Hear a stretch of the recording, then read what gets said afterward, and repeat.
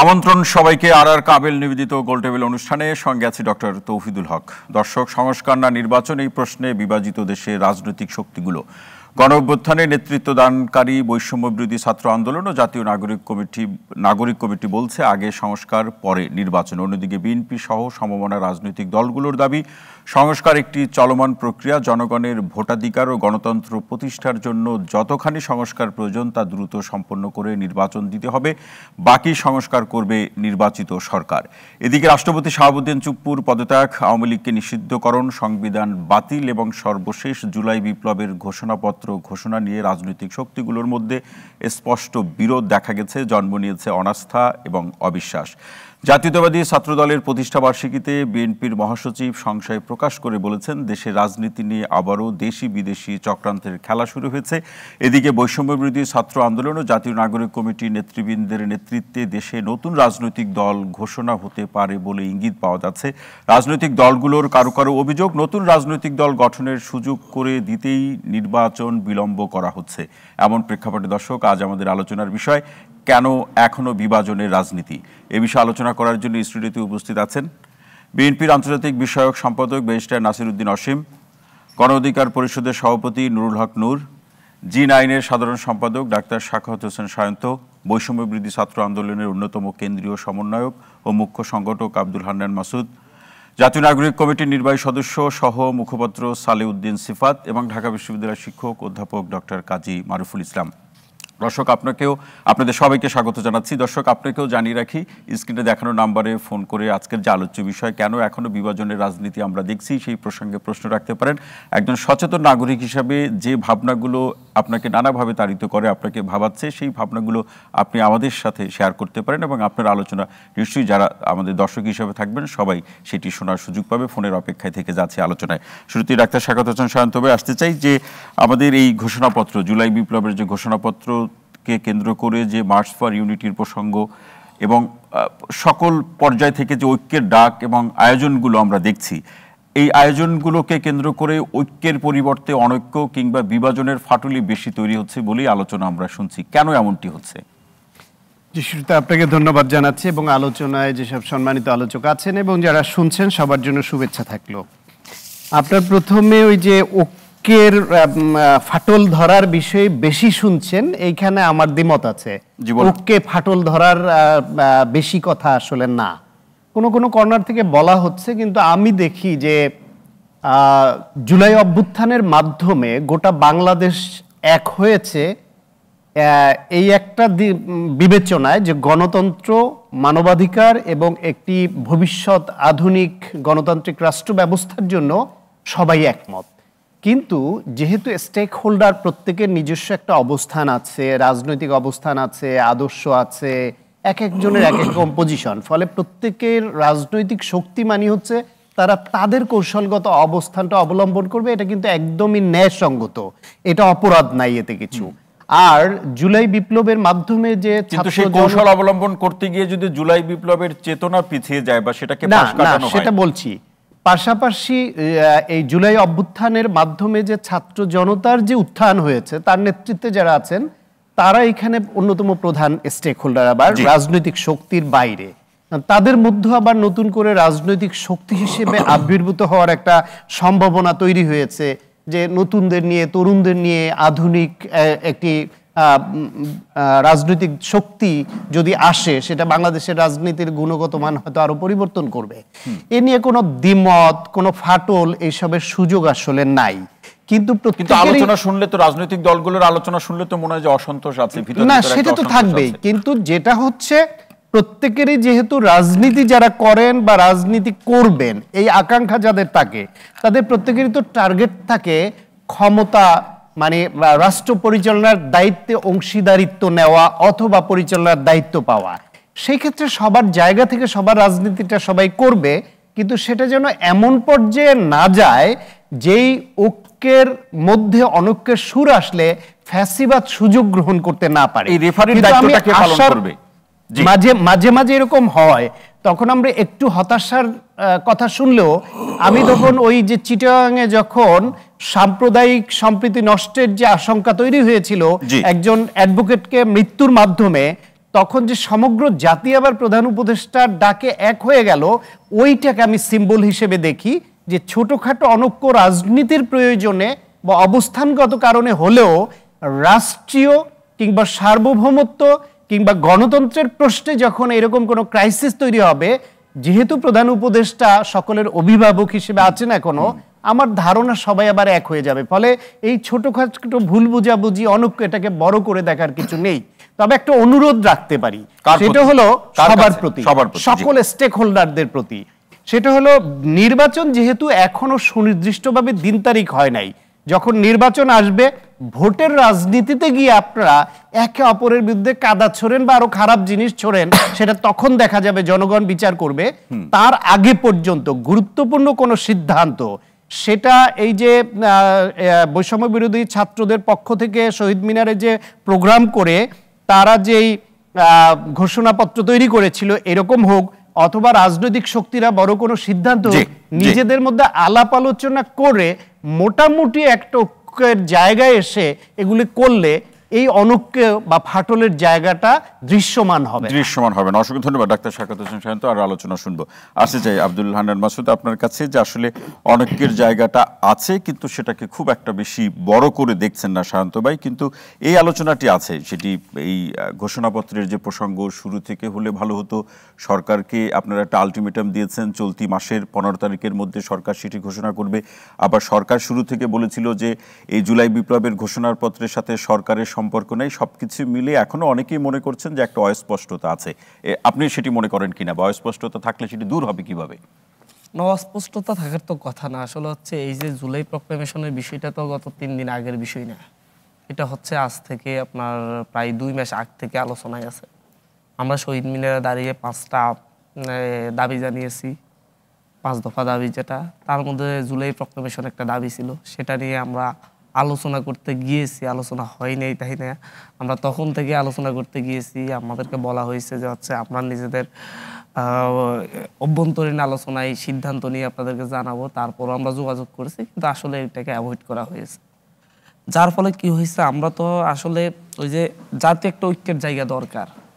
এখন ন্যাশন কি কেন্দ্রিক ঐক্যবদ্ধ হবে, একটা ঐক্যের জায়গা ছিল শেখ হাসিনাকে ক্ষমতা থেকে ফেলে দিতে হবে, সেটার জন্য ঐক্যবদ্ধ ছিল।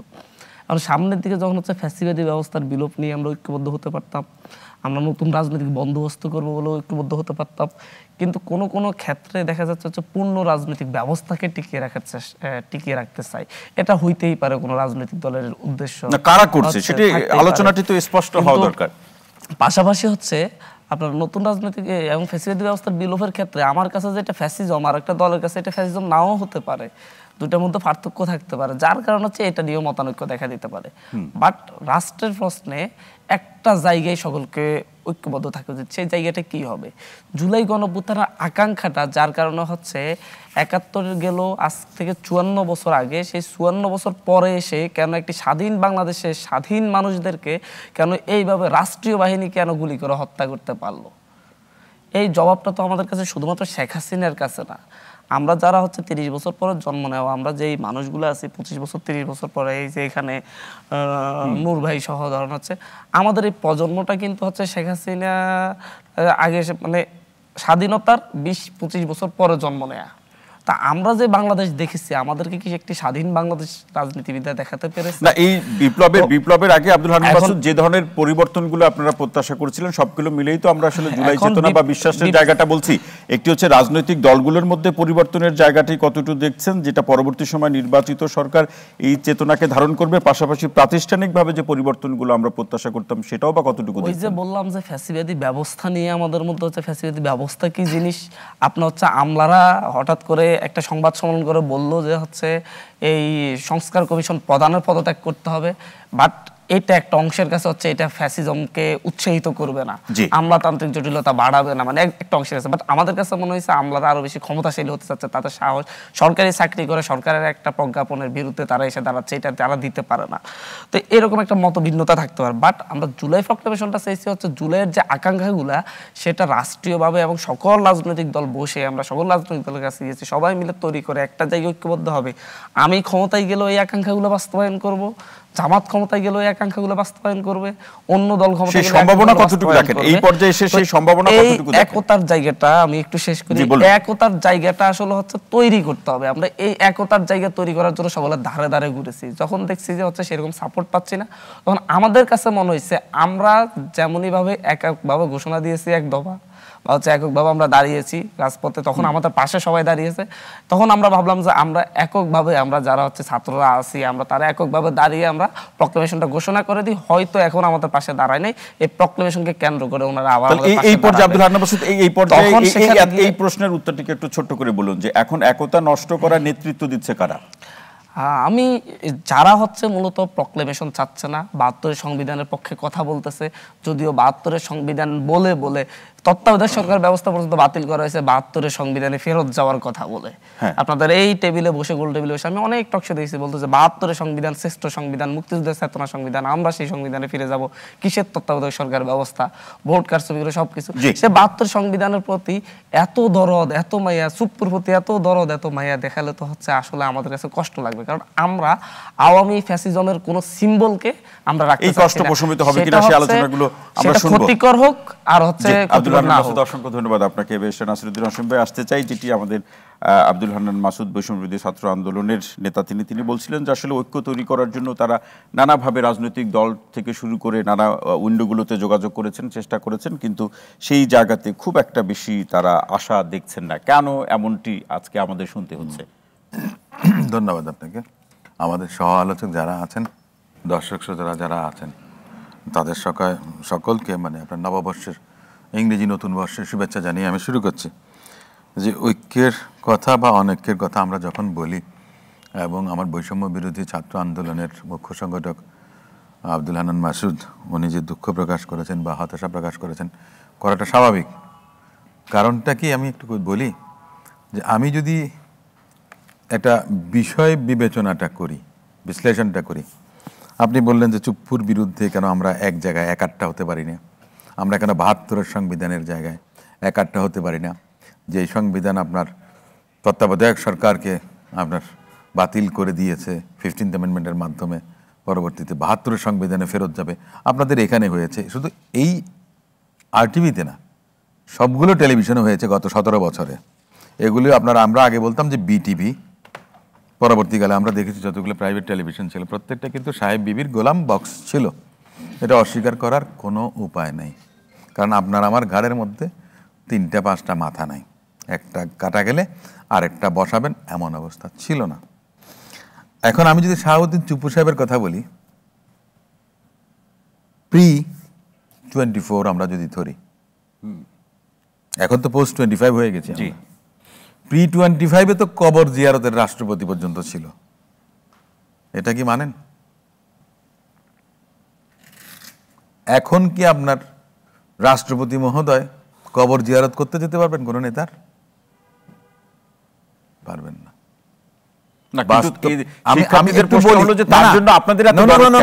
আমাকে একটা কথা বলেন, ম্যাটেরিয়াল একটা জিনিস আছে। মরার সময় আগে, আজ থেকে 30-40 বছর আগে, যে একটা আঙ্গুর খাবার জন্য গ্রাম দেশের নানা নানি দাদা দাদিরা বসে থাকতেন, যে মৃত্যুর আগে অন্তত একটা আঙ্গুর ফল খেয়ে যেন মরতে পারেন। রসগোল্লাও খেতে চাইতেন। ডিফারেন্ট, এক একজনের এক এক ধরনের টেস্ট ছিল। মৃত্যুর স্বাদ আর মৃত্যুর আগের স্বাদ মেটানো আরেক জিনিস। ফাঁসির আসামিকে জিজ্ঞেস করা হয় যে আপনার কি শখের খাবার আছে, কোন ফ্যামিলি আপনার কি খাবার আপনার ফ্যামিলি নিয়ে আসবে। আমি কথাটা এ কারণে এসেছিলাম, একটা সময় ছিল যে কবর জিয়ারতের রাষ্ট্রপতি ছিলেন, যেই দলের নেতা সেই দলের নেতার কবর জিয়ারত করতে যেতে পারতেন। এখন কিন্তু সে অবস্থা নাই। নামও নেবেন না কিন্তু যিনি রাষ্ট্রপতি আছেন, উনি ওনার মতো বঙ্গভবনে আছেন, উনি হচ্ছেন হার্মলেস গাই, মোস্ট হার্মলেস গাই। আপনি শাহাবুদ্দিন চুপ্পু সাহেব নিয়ে কি লেগে গুতাগুতি করেন রে ভাই? সচিবালয়ে তো মনে করেন যে 4 থেকে 5 দিন আগে বলছে সিম্বল। না, দেখেন, সিম্বল এক জিনিস, বাস্তবতা আরেক জিনিস। ফ্যাসিবাদের সঙ্গে যারা ছিলেন তারা এখনো সচিব হিসেবে আছেন। 80% উপরে এখনো সচিবালয়ে সচিব আছেন। আমি আসছি, আপনার 1 সপ্তাহ আগে ফ্যাসিবাদের সঙ্গে যারা ছিলেন তাদের একজনকে চুক্তিবিদ ভিত্তিক নিয়োগ দেওয়া হয়েছে সিনিয়র সচিব হিসেবে। কাজগুলো তারা করেন, রাষ্ট্রযন্ত্রকে তারা নিয়ন্ত্রণ করেন। সেটি তো সরকারকে আপনারা ভুল ত্রুটি ধরিয়ে দিবেন। আমি ধরিয়ে দিব না তো, মানে আপনার দলের কথা বলছি। আমি একটা কথা বলি, কারা এই ডিসপিউটটা তৈরি করছেন, কারা করছে? এককভাবে কৃতিত্ব নিচ্ছেন, দাবি দাওয়া নিচ্ছেন, আমাকে দোষারোপ করছেন। যেমন আমার এই যে ছোট ভাই মাসুদ, উনি নিশ্চয় বয়সে আমার থেকে অনেক, মিনিমাম হলেও অন্তত 20 বছর ছোট হবেন, তাই না? আমি বিশ্ববিদ্যালয়ের মানে আঙ্গিনা কবে শেষ করেছি আমি জানি না, যে আমার এই যে কাজী মারুফুল ইসলাম, আমরা কন্টেম্পোরারি, উনিও আমার জুনিয়র হবেন, এ ব্যাপারেও কোনো সন্দেহ নেই। কিন্তু সেটি তো আমি একটা কথা আমি বলছি, এই যে সচিবদের কথা বলেন, পুলিশদের কথা বলেন, জনপ্রশাসনের কথা বলেন, আপনি তাদের কথা বলছেন না, আপনি চুপ্পু সাহেবরে নিয়ে টানাটানি করতেছেন। হার্মলেস গাই, কিছু করার ক্ষমতা নাই। নিয়ে টানলে যদি অন্য যারা আছেন তারা যদি ঠিক হয়ে যায়, তাহলে তো এক টানে সব টান ঠিক হয়ে যাবে। আমি আপনাকে একটা কথা বলি, আমাকে একটা কথা বলি, আগে একটা কথা ছিল, এরশাদ বিরোধী আন্দোলন আমরা করেছি, দড়ি ধরে মারো টান রাজা হবে খান খান। এখন কিন্তু তা না, 24-এর আন্দোলনের ডাইমেনশনটা টোটালি ডিফারেন্ট। জি, আমরা 72-এর সংবিধানের কথা বলছি, আমি 72-এর সংবিধানকে সিম্বলিক হিসাবে ধরছি এখানে। কিন্তু চুপ্পু সাহেবকে ওনারা যেমন সিম্বলিক হিসাবে ধরছেন, বা আপনি যে কথাটা রেফারেন্স দিলেন যে চুপ্পু সাহেবকে সিম্বলিক হিসাবে ধরা হচ্ছে, যে উনি স্বৈর শাসকের একজন প্রতিষ্ঠিত কি বলেন গোলাম, যেটাই বলেন আপনি, তাই না? আমি ওই পর্যন্ত না গিয়ে আমি এইটুকু শুধু বলি, 72-এর সংবিধান কিন্তু মুজিববাদী সংবিধান না। কিন্তু মিস্টার নাসিরউদ্দিন এখানে শেষ করতে দেন। দেখেন, এখানে আপনি যে আলোচনা বলছেন সেটি তো আছে না, হিসাবটা হচ্ছে আগামী দিনে নির্বাচনে কারা ক্ষমতায় যাবে সেই হিসাব। আমি ও জায়গাতে পরে নির্বাচনে কে আসবে না আসবে সেটা ভিন্ন কথা। 71-এর মুক্তিযুদ্ধ, মহান মুক্তিযুদ্ধের পরবর্তীতে আপনার গণতন্ত্র, সামাজিক ন্যায় বিচার, মানবিক মূল্যবোধ, সমস্ত কিছু যে মূল মন্ত্রগুলো ছিল, এগুলি মনে করেন যে বারবার ভুলুণ্ঠিত হয়েছে। তার মানে মন্ত্রটা এখন তন্ত্র পর্যন্ত গিয়ে ঠেকেছে। কিন্তু 72-এর সংবিধান আপনার মুজিববাদী সংবিধান আপনি কেন বলবেন? বাংলাদেশের 98% মানুষ মুক্তিযুদ্ধের পক্ষে ছিল না। কিন্তু শিক্ষার্থীরা বলছে যে সংবিধানই একজনকে ফেসিবাদী হওয়ার যে যখন রাস্তা বা প্রক্রিয়া তৈরি করে দেয়, তখন তো সেই সংবিধান সংস্কার করা প্রয়োজন। এখন আমি এখন আসি, তাহলে ওনারা ফলো করেননি গত 15 দিনের কথা। 15th অ্যামেন্ডমেন্টের বেশিরভাগটাই কিন্তু বাতিল হয়ে গেছে, যেটা মুজিববাদী সংগঠন ছিল, যেটা মুজিববাদী সংবিধান ছিল, সেটার 80%-এর উপর আপনার 15th অ্যামেন্ডমেন্টে জাস্টিস ফারাহ মাহবুবের বেঞ্চে আপনার সেটা বাতিল হয়ে গেছে। মানে কিছুটা ওনারা বাতিল করতে পারেননি, যেটা 13th amendment still pending before the appellate division. তার মানে মিস্টার নাসিরুদ্দিন রহমান ভাই এই পর্যায়ে এতটুকু শুনতে চাই, তার মানে এখন সংবিধান সংশোধন, কোনো আদেশ অধ্যাদেশ বাতিলের পরে এখন যতটুকু আছে, এখান থেকে ভবিষ্যতে আর কোনো ফ্যাসিবাদ তৈরি হবে না। আমি আপনাকে একটা কথা বলি, ফ্যাসিবাদ তৈরি হবে কি হবে না, আপনি সমস্ত সংস্কারগুলো করে দিলেন, আগামীতে হবে না, আপনি এটার গ্যারান্টি দিতে পারবেন? আর সংস্কার বিএনপি যেটা বলেছে চলমান প্রক্রিয়া, আমি নিজেও সেটা বলি, আমি নিজেও ব্যক্তিগতভাবে তাই বলি। কারণ সংস্কার আপনি কতদিনই করবেন? আজকে যে বিষয়টা আছে কালকে সেটা নাও থাকতে পারে, নতুন পরিস্থিতি তৈরি হতে পারে। প্রত্যেকটা মুহূর্ত আমাদেরকে মনে করেন যে প্রাকৃতিক অভিযোজনের মাধ্যমে প্রাণী যেমন বেঁচে থাকে, ঠিক তেমনই ভাবে সামাজিকভাবে সেরকম একটা রাজনৈতিক অভিযোজনও প্রয়োজন আছে। অসংখ্য ধন্যবাদ নুরুল হক নূর। এই যে আলোচনা, ঐক্য অনৈক্যের সুর ধরে সংস্কার, নির্বাচন, সব প্রসঙ্গগুলোকে যদি একটা ক্যানভাসে নিয়ে এসে আলোচনার জন্য আপনাকে বলি, সামনের দিনে কি দেখছেন আপনি? নতুন বছর আপনাদের সহ দর্শকদেরকে শুভেচ্ছা জানাই, এবং আপনার আলোচনার যে শিরোনাম, আই থিঙ্ক যে সংস্কার ও নির্বাচনে এখনো বিভাজনের রাজনীতি, শাকাত হোসেন ভাই ডাক্তার মানুষ, নাগরিক সমাজ, সিভিল সোসাইটির লোকজন যে কথা বলবে সেরকম বলেছে যে না, বিভাজন তিনি দেখতে পাচ্ছেন না, কারণ বিভাজনটা থাকলেও এটাকে আরো স্প্রেড করতে চাচ্ছেন না, অর্থাৎ নেগেটিভ বিষয় আলোচনা করলেও নেগেটিভিটি ছড়ায়, সেজন্য ওইটা রাখতে চাচ্ছেন। কিন্তু বাস্তবতা হচ্ছে এটা ট্রু যে বিশেষ করে এখন তো বিশেষ করে দুইটা বিষয় আমাদের সামনে, একটা এই গণঅভ্যুত্থানের স্পিরিট এবং গণঅভ্যুত্থানের আগে যে আন্দোলনকারীদের ঘোষণা ছিল যে ফ্যাসিবাদী রাষ্ট্রের বিলোপ এবং নতুন রাজনৈতিক বন্দোবস্ত, সেই নতুন রাজনৈতিক বন্দোবস্ত গড়ে তোলার জন্য রাষ্ট্র সংস্কার বা রাষ্ট্রের পুনর্গঠন, একই সাথে এই রাষ্ট্রের পুনর্গঠনের প্রক্রিয়ারই অংশ হিসেবে আপনার একটা গণতান্ত্রিক পথে আমাদের যাত্রাটা, সেই গণতান্ত্রিক পথের যাত্রার নির্বাচন একটা গুরুত্বপূর্ণ বিষয়। সো সেই নির্বাচনটা কবে হবে, বিশেষ করে যেই রাজনৈতিক দলগুলো বা যেই তরুণ থেকে শুরু করে এখন বলা চলে মিডল এজ পর্যন্ত, কারণ 3টা ইলেকশন তো মানুষ ভোট দিতে পারে নাই, তাহলে শুধুমাত্র এই আমাদের মতো এই 30-32 বছরের ইয়ং না, আরো হিসেব করলে 40 বছর অনেক লোক ভোট দিতে পারে নাই। তাদের ভোটের প্রতি একটা আকাঙ্ক্ষা, সেক্ষেত্রে নির্বাচনটাও তাদের কাছে একটা প্রাধান্য বিষয় যে নির্বাচনটা কবে। স্পষ্টতই রাজনৈতিক দল, নাগরিক সমাজ, এখন তো নির্বাচন কবে সেটি সরকারের পক্ষ থেকে বলা হচ্ছে যে 25-এর শেষে অথবা 26-এর শুরুতে, বা ধরুন সরকার থেকে বক্তব্য যে জুন পর্যন্ত সেটি যেতে পারে।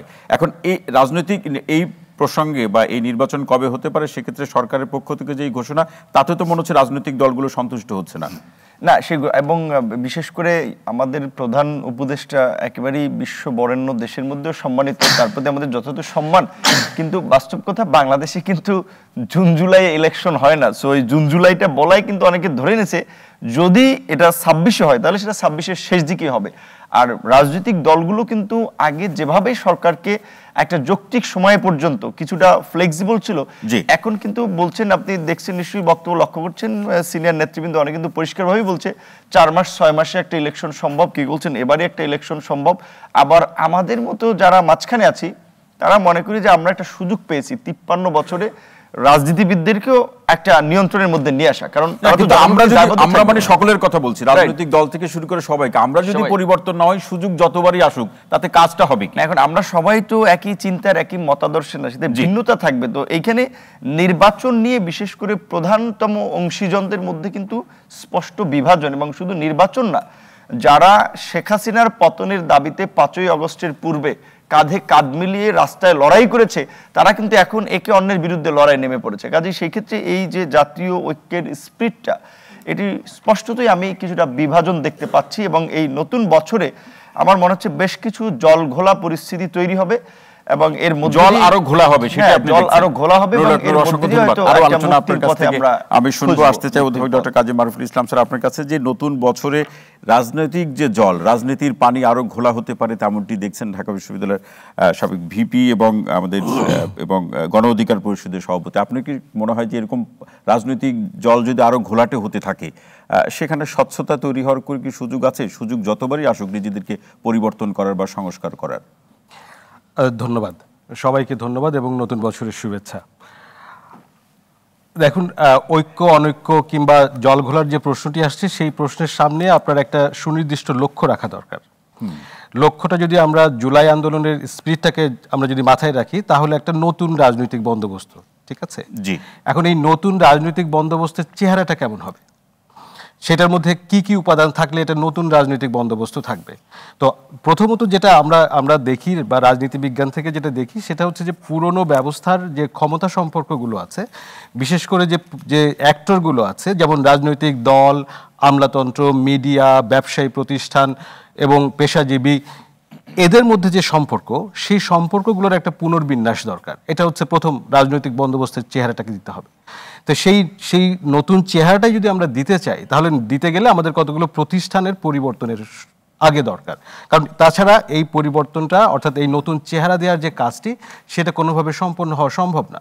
তো সেটা যদি আমরা করতে চাই, আপনি দেখেন যে আজকে যেটা অসীম ভাই বললেন বা অন্যরাও বললেন, যে পুরনো যে ক্ষমতার কেন্দ্রগুলো রয়েছে, যে ব্যবসায়ী গোষ্ঠীটা রয়েছে, যে পেশাজীবী গোষ্ঠী, যে আমলাদের যে উল্লম্ফন এবং যে এক ধরনের মাস্তানি আমরা লক্ষ্য করলাম কয়েকদিন আগে, এবং একই সাথে রাজনৈতিক দলগুলো, যেগুলো সক্রিয় রাজনৈতিক দলগুলো এই মুহূর্তে আছে, বাংলাদেশ জাতীয়তাবাদী দল সহ জামাতে ইসলামী বা বামপন্থী দলগুলো এবং অন্য যে ছোট দলগুলো রয়েছে, তাদের কোথাও কারোর মধ্যে এই নতুন রাজনৈতিক বন্দোবস্তের সাথে খাপ খাইয়ে নেওয়ার জন্য তাদের যে চরিত্রের পরিবর্তন, তাদের যে আচরণের পরিবর্তন, তাদের ভেতরের যে পরিবর্তন, সেই পরিবর্তনগুলো যেমন আমরা আমলাতন্ত্রের ভিতরে দেখতে পাচ্ছি না, যেমন ব্যবসায়ী গোষ্ঠীগুলোর মধ্যে দেখতে পাচ্ছি না, একই সিন্ডিকেট, একই রকমের মুনাফামুখী একটা যে আচরণ, সেটা যেমন দেখতে পাচ্ছি, রাজনৈতিক দলগুলোর মধ্যেও কিন্তু আমরা সেই ক্ষমতা গ্রহণের যে প্রবল আকাঙ্ক্ষা, যে প্রবল, আমি বলবো আকাঙ্ক্ষার থেকে এটা হচ্ছে যে লিপ্সা, সেই যে চেষ্টাটা, সেই চেষ্টাটার বহুবিধ প্রকাশ ম্যানিফেস্টেশন সেটা দেখছেন। তাহলে জুলাই ও বিপ্লব বা গণঅভ্যুত্থানের সময় তাদের মধ্যে যে ঐক্য ছিল, সেই ঐক্য কি শুধু আওয়ামী লীগকে ক্ষমতা থেকে সরাতে হবে, ফ্যাসিবাদের বিলোপ করতে হবে, সেই প্রশ্নই তাদের ঐক্য ছিল? এখন যে যার মতো করে হাঁটছে, সবারই রাজনৈতিক দলগুলোর মূল বিষয় হচ্ছে ক্ষমতা। যে কোনো আন্দোলনের একটা বড় লক্ষ্য যখন অর্জন হয়ে যায়, তখন স্বাভাবিকভাবেই সেই আন্দোলন চলাকালীন যে সম্পর্কগুলো থাকে, সেই সম্পর্কের মধ্যে পরিবর্তন আসে। এখন আপনি দেখেন যে যে পক্ষটি আসলে আন্দোলনের নেতৃত্ব দিয়েছে, আমাদের শিক্ষার্থীরা, সেই শিক্ষার্থীদের মধ্যে তাদের যে আকাঙ্ক্ষা, সেই আকাঙ্ক্ষাটা তৎকালীন যে সমস্ত রাজনৈতিক দল বা পক্ষগুলো ছিল তাদের সাথে কিন্তু রাজপথে একরকমের বোঝাপড়া তৈরি হয়েছে। কিন্তু তার পেছনে অর্থাৎ কোনো একটা সুনির্দিষ্ট যে নতুন বন্দোবস্তের যে নতুন রাষ্ট্র কাঠামো, সেই রাষ্ট্র কাঠামো সম্পর্কে যে আলোচনা, সেই কাঠামো সম্পর্কে যে বোঝাপড়া, মত বিনিময়, সেইরকম কিন্তু একটা প্রস্তুতি নিয়ে যে এই জুলাইয়ের আন্দোলনটি হয়েছে তা কিন্তু ছিল না। অ্যাটলিস্ট প্রকাশ্যে আমরা যেটা দেখতে পাই সেরকম কিন্তু ছিল না। ফলে যখন প্রথম লক্ষ্যটা অর্জন হয়ে গেছে, দ্বিতীয় লক্ষ্য হচ্ছে রাষ্ট্র গঠনের প্রশ্নটি, তাহলে সেই রাষ্ট্র গঠনের লক্ষ্যটিকে অর্জন করার যে মাধ্যম, সেই পথের মধ্যে ভিন্নতা থাকতে পারে। যে ভিন্নতাটা এখন প্রকট হয়েছে, কিন্তু সংকটটা হচ্ছে যে এটা ভিন্ন হওয়াটাই স্বাভাবিক, সেটাতে কোনো ক্ষতি নেই কিংবা অন্যায় নেই। কিন্তু প্রশ্নটা হচ্ছে যে এই রাষ্ট্র গঠনটাই যদি কারোর লক্ষ্যের মধ্যে না থাকে, অর্থাৎ আমি ক্ষমতায় যাব, ক্ষমতায় যাওয়ার পরে এই একটা বন্দোবস্ত জারি করব, সেটা একটা ব্যাপার। আর একটা হচ্ছে যে আমরা বন্দোবস্তের চেহারাটা কেমন হবে সেটা আগে ঠিক করি, তারপরে আমরা আমাদের মধ্যে থেকে যে যোগ্য জনগণ যাকে চায় তার কাছে। মনে করেন যে এখন যদি সেটি ঠিক করা হয়, এখন বড় রাজনৈতিক দলগুলো সেটি মানবে এমনটি আমরা প্রত্যাশা করতে পারি? কারণ বিএনপির, আমি শুধু বিএনপি উদাহরণ হিসেবে বলছি, তাদের তো 31 দফা আছে। না, অবশ্যই তাদের 31 দফাটা কিন্তু আসলে এই জুলাই আন্দোলনের অনেক আগে দিয়েছেন। তারপরে জুলাই আন্দোলনের যে নতুন প্রেক্ষিত, সেই প্রেক্ষিতের সাথে যে প্রয়োজনীয় অ্যাডজাস্টমেন্ট, সেই অ্যাডজাস্টমেন্টের কথা তো আমরা এখনো শুনিনি। না, কিন্তু তারা তো বলছে 31 দফার মধ্যে যা এখন চাওয়া হচ্ছে সবই আছে, তাদের বক্তব্য, বিএনপির বক্তব্য। এটি তাদের বক্তব্য, কিন্তু পরিষ্কারভাবে আপনি ওখানে যদি অর্থনৈতিক ব্যবস্থাটির কথা দেখেন, অর্থাৎ যে অর্থনৈতিক পীড়নের মধ্যে এখন সাধারণ নাগরিকরা রয়েছে, সেই অর্থনৈতিক ব্যবস্থা, সেই ব্যবসায়িক যে কাঠামোটা রয়েছে, সেই কাঠামো পরিবর্তনের নতুন কি কথা তারা এখানে বলেছেন। আপনি একটা দেখেন যে এই নতুন বন্দোবস্ত কোনোভাবেই কার্যকর হবে না যদি কিনা রাজনৈতিক দলগুলো তাদের ভেতরে পরিবর্তন আনে। সেই নতুন পরিবর্তন, তাদের ভেতরে গণতান্ত্রিক যে চর্চা, তার কি আকাঙ্ক্ষার কথা, তার কি কি কি কি নজির আমাদের কাছে এই মুহূর্তে উপস্থাপন করেছেন, কিছু দেখতে পাচ্ছেন না? আমি তো দেখতে পাচ্ছি না। যদি আমার সহ আলোচকরা দেখতে পান যে এই জাতীয়তাবাদী দল সহ, জামাতে ইসলাম সহ অন্যান্য যে রাজনৈতিক দলগুলো আছে, তাদের ভিতরে গণতান্ত্রিক চর্চার নতুন কোনো নজির, নতুন কোনো ধারা তৈরি করতে সক্ষম হয়েছেন, আমি খুব খুশি হব সেটা মানতে পারলে। অধ্যাপক ডক্টর কাজী মারুফুল ইসলাম স্যার, অসংখ্য ধন্যবাদ। আসছে যে সালাউদ্দিন সিফাত, আপনার কাছে আলোচনা শুনলেন যে আপনাদের পক্ষ থেকে নতুন রাজনৈতিক দলের যে ঘোষণা, মানে সেটি নিয়ে কাজ করছেন, সেটির নতুন রাজনৈতিক দল আসতে পারে। আমরা ইতিমধ্যে একটি গণমাধ্যমে, কিছু গণমাধ্যমে একটা নামও দেখেছি, পরে আপনারা বললেন যে এটা আপনাদের দেয়া নাম নয়। কিন্তু প্রশ্ন হচ্ছে, এই নতুন রাজনৈতিক দলের ঘোষণার মধ্যে দিয়ে রাজনৈতিক দলগুলোর সাথে আপনাদের দূরত্বের যে প্রসঙ্গ অথবা সেই ফাটলটা অনেক বেশি গভীর হলো কিনা?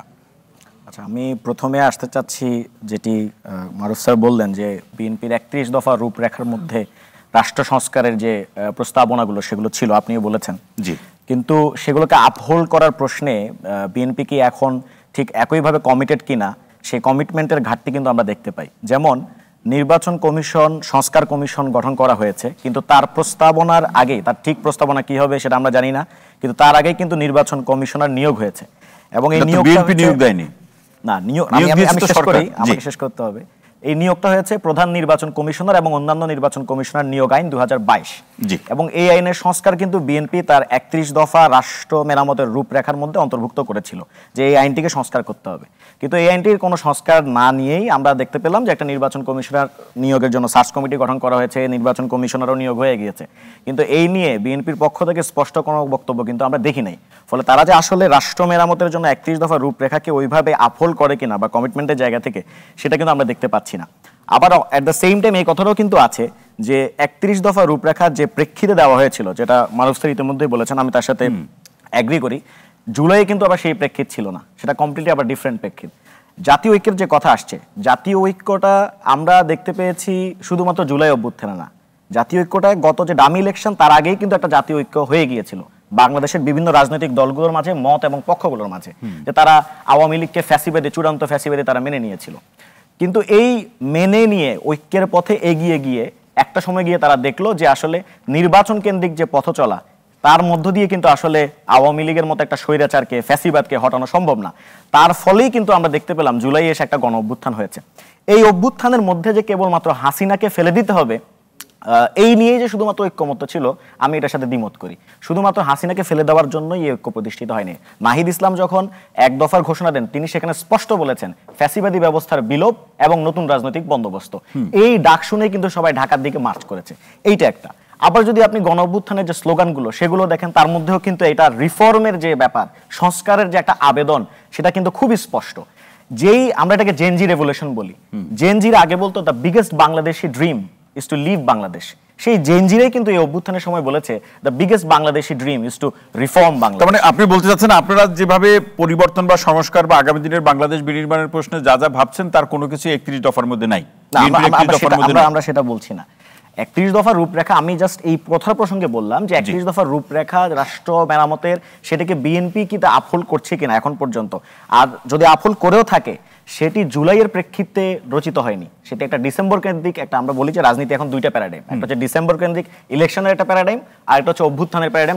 সেটি আগে রচিত বা ঘোষণা হলেও জুলাই প্রেক্ষাপট বা গণঅভ্যুত্থানের প্রেক্ষাপটের যে প্রসঙ্গগুলো যদি 31 দফার মধ্যে থাকে, আপনার আলোচনা শুনবো, তাহলে সেটি মেনে নিতে অসুবিধা কোথায়? কিন্তু এখন আপনি যে জায়গাতে প্রশ্ন রাখছেন সেটি এই রাজনৈতিক প্রেক্ষাপটে আমাদের দেশের বাস্তবতা মৌলিক প্রশ্ন হয়ে দাঁড়িয়েছে যে বিএনপি যদি জনগণের ভোটে আগামী যখন নির্বাচন হবে তারা যদি ক্ষমতা যায়, তারা এটি বাস্তবায়ন করবে কিনা, সেই জায়গায় তারা সমুন্নত থাকবে কিনা। জি, আমি এই প্রশ্ন, আপনার কাছে কি মনে হয় থাকবে? এখন পর্যন্ত যে পরামর্শ, এটা আসলে ভবিষ্যতের ব্যাপার এবং রাজনৈতিক সদিচ্ছার ব্যাপার। অতীত কি বলে? অতীতের যে বিচার বর্তমান গণ অভ্যুত্থান পরবর্তীতে তা তো আমরা দেখতে পাচ্ছি না। বিশেষত এই যে নির্বাচন কমিশনের নিয়োগ নিয়ে আমরা বিএনপির পক্ষ থেকে স্ট্যান্ড, কোনো একদম ক্লিয়ার পজিশন আমরা দেখিনি। আর আরেকটি যেটি ব্যারিস্টার নাসিরউদ্দিন অসীম সাহেব বলেছেন, আমি শ্রদ্ধার সাথে একটু দ্বিমত করতে চাচ্ছি। ৭২-এর সংবিধানকে তিনি মুজিববাদী সংবিধান হিসেবে মানতে চান না, কিন্তু ৭২-এর সংবিধানের যে মূলনীতি, সেই মূলনীতিগুলো কিন্তু মুজিববাদের মূলনীতি। তথা আমরা যেটা দেখেছি যে বাঙালি জাতীয়তাবাদ, গণতন্ত্র, সমাজতন্ত্র, ধর্মনিরপেক্ষতাবাদ, এই মূলনীতিগুলোকে তথা আওয়ামী লীগের দলীয় মূলনীতিগুলো দিয়ে কিন্তু ৭২-এর সংবিধানকে ইনকর্পোরেট করা হয়েছে। বিপরীতে যারা বলছে যে ৭২-এর সংবিধান মূলত ৭২-এর সংবিধানকে কেউ যদি নাকচ করে তাহা না হলে কি ৭১-এর মুক্তিযুদ্ধকে অবমাননা করা হয়, আমি এই প্রপোজিশনের সাথে সম্পূর্ণভাবে দ্বিমত। কেন? কারণ ৭২-এর সংবিধান নিজেই ৭১-কে পরিপূর্ণভাবে ধারণ করতে পারে নাই। ৭১-এ আমাদের যে মুক্তিযুদ্ধের ঘোষণাপত্র ছিল সেখানে স্পষ্টতই ৩টি মূলনীতির কথা বলা ছিল: সাম্য, মানবিক মর্যাদা এবং সামাজিক সুবিচার। এই ৩টার প্রতিফলন আমরা কোনোভাবে ৭২-এর সংবিধানে দেখতে পাই না। ৭২-এর সংবিধানের মূলনীতির মধ্যে এগুলো কিন্তু অন্তর্ভুক্ত হয় নাই। এছাড়াও এই ৭২-এর সংবিধান পরবর্তী সময়ে আমরা দেখতে পেয়েছি স্বৈরাচারী এরশাদ সরকার এসেছে, এরপরে দেখতে পেয়েছি আমরা ইভেন তার কয়েকদিন পরেই বাকশাল এসেছে, ৭৪-এর কথাই আমরা যদি বলি। কিন্তু এই যে সবগুলো, বাকশাল বলেন, তারপর হাসিনা এসেছে, ফ্যাসিবাদ কায়েম করেছে, সবগুলো কিন্তু এই সংবিধানের মধ্য দিয়েই হচ্ছে, একটা সাংবিধানিক লেজিটিমেসি, বৈধতা নিয়েই হচ্ছে। কেবলমাত্র তত্ত্বাবধায়ক সরকারকে রেস্টোর করলেই যে ৭২-এর যে সংবিধান বা এটার মধ্যে যে ফ্যাসিবাদী ইনস্ট্রুমেন্টগুলো সেগুলো যে নাই হয়ে যাবে, ব্যাপারটা কিন্তু এমন না। আবার এট দ্য সেম টাইম এটাও সত্য যে আমরা যে তত্ত্বাবধায়ক সরকারের কথা বলছি, এটাও কিন্তু একটা গণ আন্দোলনের। না, সেক্ষেত্রে সংবিধানের প্রশ্নে যে রাজনৈতিক দলগুলোর সাথে বা বিভিন্ন স্টেক হোল্ডারের সাথে আলাপ আলোচনা করি তো সিদ্ধান্তের প্রসঙ্গগুলোতে আসতে হবে। অবশ্যই। একজন দর্শক আছেন, তার প্রশ্নটি শুনে আপনার কাছে। প্রিয় দর্শক, কে আছেন পরিচয় দিয়ে প্রশ্ন করুন। ভাই আসসালামু আলাইকুম। ওয়ালাইকুম আসসালাম ভাই, ইজাজ বলছি গাজীপুর থেকে। জি, অসংখ্য ধন্যবাদ আপনাকে ফোন করার জন্য। নতুন বছরের শুভেচ্ছা আপনাকে। বলুন। জি ভাই, অসীম ভাইয়ের কাছে আমার প্রশ্নটা হচ্ছে যে দেখেন, বিএনপি আমাদের সামনে 31 দফা দিছে যে আমরা তাদের উপরে ভরসা রাখতে পারি, তারা নতুন রাজনৈতিক বন্দোবস্ত বা যেই পরিবর্তনটা আমরা চাচ্ছি সেটা তারা আনবে 31 দফার মাধ্যমে। বাট ওইটা তো তাদের ভবিষ্যতে তাদের ক্ষমতায় যেয়ে করতে হবে। এখন বর্তমানে বিএনপি এমন কি বার্তাটা আমাদের দিতে পারছে তরুণ প্রজন্মকে, যার জন্য আমরা তাদের উপর সেই ভরসাটা করতে পারি যে হ্যাঁ, তারা ক্ষমতায় যে সেটা বাস্তবায়ন করবে। আর সাথে আমার হান্নান ভাইয়ের কাছে আরেকটা প্রশ্ন ছিল, তহিদ ভাই যদি বলেন আমি প্রশ্নটা করছি। জি বলুন ভাই। জি হান্নান ভাই, প্রশ্নটা হচ্ছে যে আপনারা বলতেছেন নতুন রাজনৈতিক বন্দোবস্ত। এখন নতুন রাজনৈতিক বন্দোবস্ত জিনিসটা কি, আপনারা ঠিক এর মাধ্যমে কি জিনিসটা আনতে চাচ্ছেন, এই কোন রূপরেখা কি আমাদের সামনে দিচ্ছেন?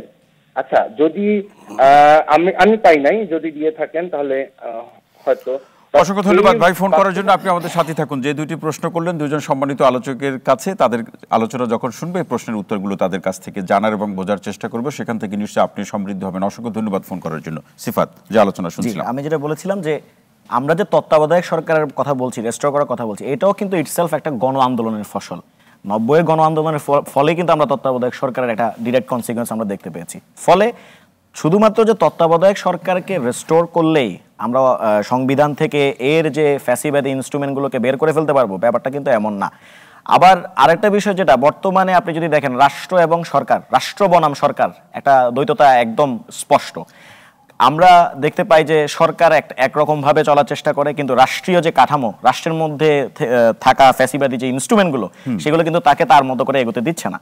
এই কারণেই কিন্তু আমরা বারবার বলি যে শুধুমাত্র ফ্যাসিবাদী হাসিনার পতনের কথা বলি নাই, আমরা বারবার বলেছি ফ্যাসিবাদী ব্যবস্থার বিলোপ। এবং আমি ওনার সাথে একমত। এখন ধরুন আলোচনার বৃহৎ পরিসরকে সামনে রেখে যদি এই প্রশ্নটি করি সালাউদ্দিন চিফা, সেটা হচ্ছে সবকিছু পরিবর্তন, ধরুন সেটি করার পরিবর্তন হলো, কিন্তু ভবিষ্যতে আবার ওই পরিবর্তনকে কেন্দ্র করেই কেউ ফ্যাসিবাদী হয়ে উঠলো, তখন কি অবস্থা হবে? যদি এই পরিবর্তনকে কেন্দ্র করে কেউ ফ্যাসিবাদী ওঠে, তাহলে জনগণই তাকে আবার টেনে নিচে নামাবে। এটাই অনিবার্য বাস্তবতা। মানে আমাদের দিন শেষে সেই জনগণের উপরই ভরসা রাখতে হচ্ছে। অবশ্যই আমরা গণতন্ত্রে সেটাই তো রাখতেই হবে, ভরসা রাখার তার কোনো জায়গা নেই। আর আরেকটা যেটা সেটা না বললেই নয়, সেটা হচ্ছে সংস্কার বনাম নির্বাচন একটা তর্ক বর্তমানে হাজির আছে। এই প্রশ্নটি আমরা একটা বড় প্রশ্ন পরবর্তী পর্যায়ে আপনার কাছে শুনছি। অসংখ্য ধন্যবাদ ডাক্তার শাওকাত হোসেন শান্ত। এই যে বাদানুবাদ, বিভিন্ন তন্ত্রবাদ, এই সমস্ত ব্যাপারগুলো নিয়ে একদম দর্শক ভাই যে প্রশ্ন করলেন, আমরা যদি আজকের এই আলোচনার সূত্র ধরে যতটুকু এগিয়েছি, এই পর্যায়ে আপনার কাছ থেকে এই প্রশ্নটাকে একেবারে প্রান্তিক পর্যায়ের একজন মানুষ, যিনি এত তন্ত্র, এত থিওরি তত্ত্ব এগুলো বোঝে না, তিনি চায় বাংলাদেশটা তিনি কিভাবে একটা গুণগত জীবনযাপন করতে পারবেন সেই প্রসঙ্গ ধরে সামনের দিকে এগিয়ে যাক। সেই বাস্তবতা কি আছে আর সম্ভব কিনা? না, বাস্তবতা পুরোপুরি না থাকলেও সম্ভব, সেই বাস্তবতা আমাদের তৈরি করতে হবে। দেখেন, রাষ্ট্র পরিচালনার জন্য রাজনীতিবিদদের উপরই তো নির্ভর করতে হবে, এর তো কোনো বিকল্প নাই। জি, সেই ক্ষেত্রে আমরা শুধুই যদি রাজনীতিবিদদের খারাপ বলতে বলতে খারাপ হিসেবেই প্রতীয়মান করি, সেটা রাষ্ট্রের জন্য ভালো না। বরং তাদের খারাপটাকে খারাপ বলা, ভালোটাকে এনকারেজ করা এবং খারাপটা যাতে ভবিষ্যতে করতে না পারে সে প্রেসার গ্রুপ হিসেবে কাজ করা, এটা হচ্ছে দায়িত্ব।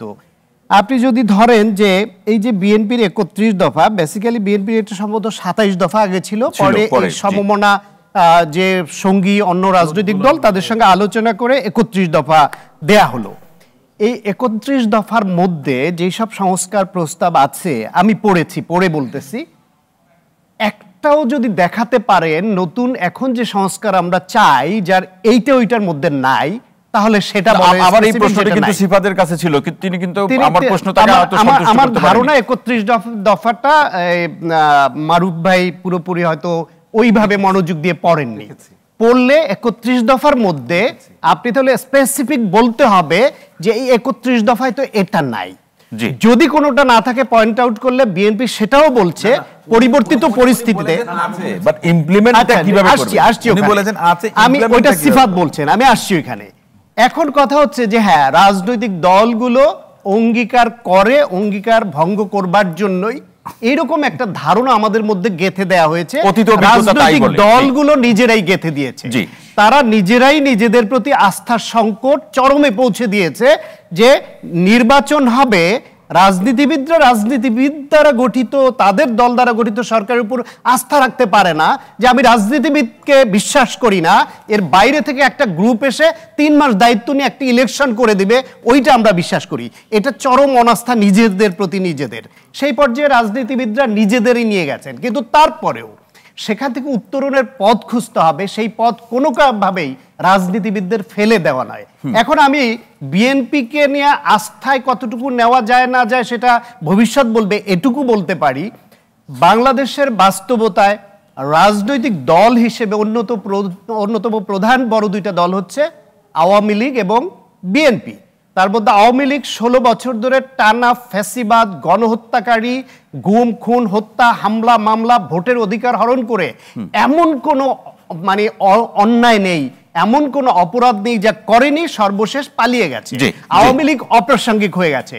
সেই বাস্তবতায় বাংলাদেশে প্রচলিত ধারায় যারা রাজনীতি করছে এখন তার মধ্যে অন্যতম বড় শক্তি বিএনপি, যারা অতীতে জনগণের ভোটে রাষ্ট্র ক্ষমতায় রাষ্ট্র পরিচালনার দায়িত্ব পেয়েছে। এবং আপনি আমি যাই ভাবি, বিএনপির নেতা কর্মীদের সঙ্গে কথা বললে দেখবেন তারা কিন্তু বিশ্বাস করে একটি গ্রহণযোগ্য নির্বাচন হলে আমি শেষ করি, কথাটা শেষ করতে দেন। তারা কিন্তু বিশ্বাস করে যে জনগণ নির্বিঘ্নে ভোট দিতে পারলে একটা গ্রহণযোগ্য নির্বাচন হলে তারাই রাষ্ট্র পরিচালনার দায়িত্ব পাবে। সেই বিশ্বাস থাকার পরও সেই বিএনপি বা তাদের সমমনা দলগুলো একসঙ্গে একসুরে বলছে যে আমরা তত্ত্বাবধায়ক সরকার চাই।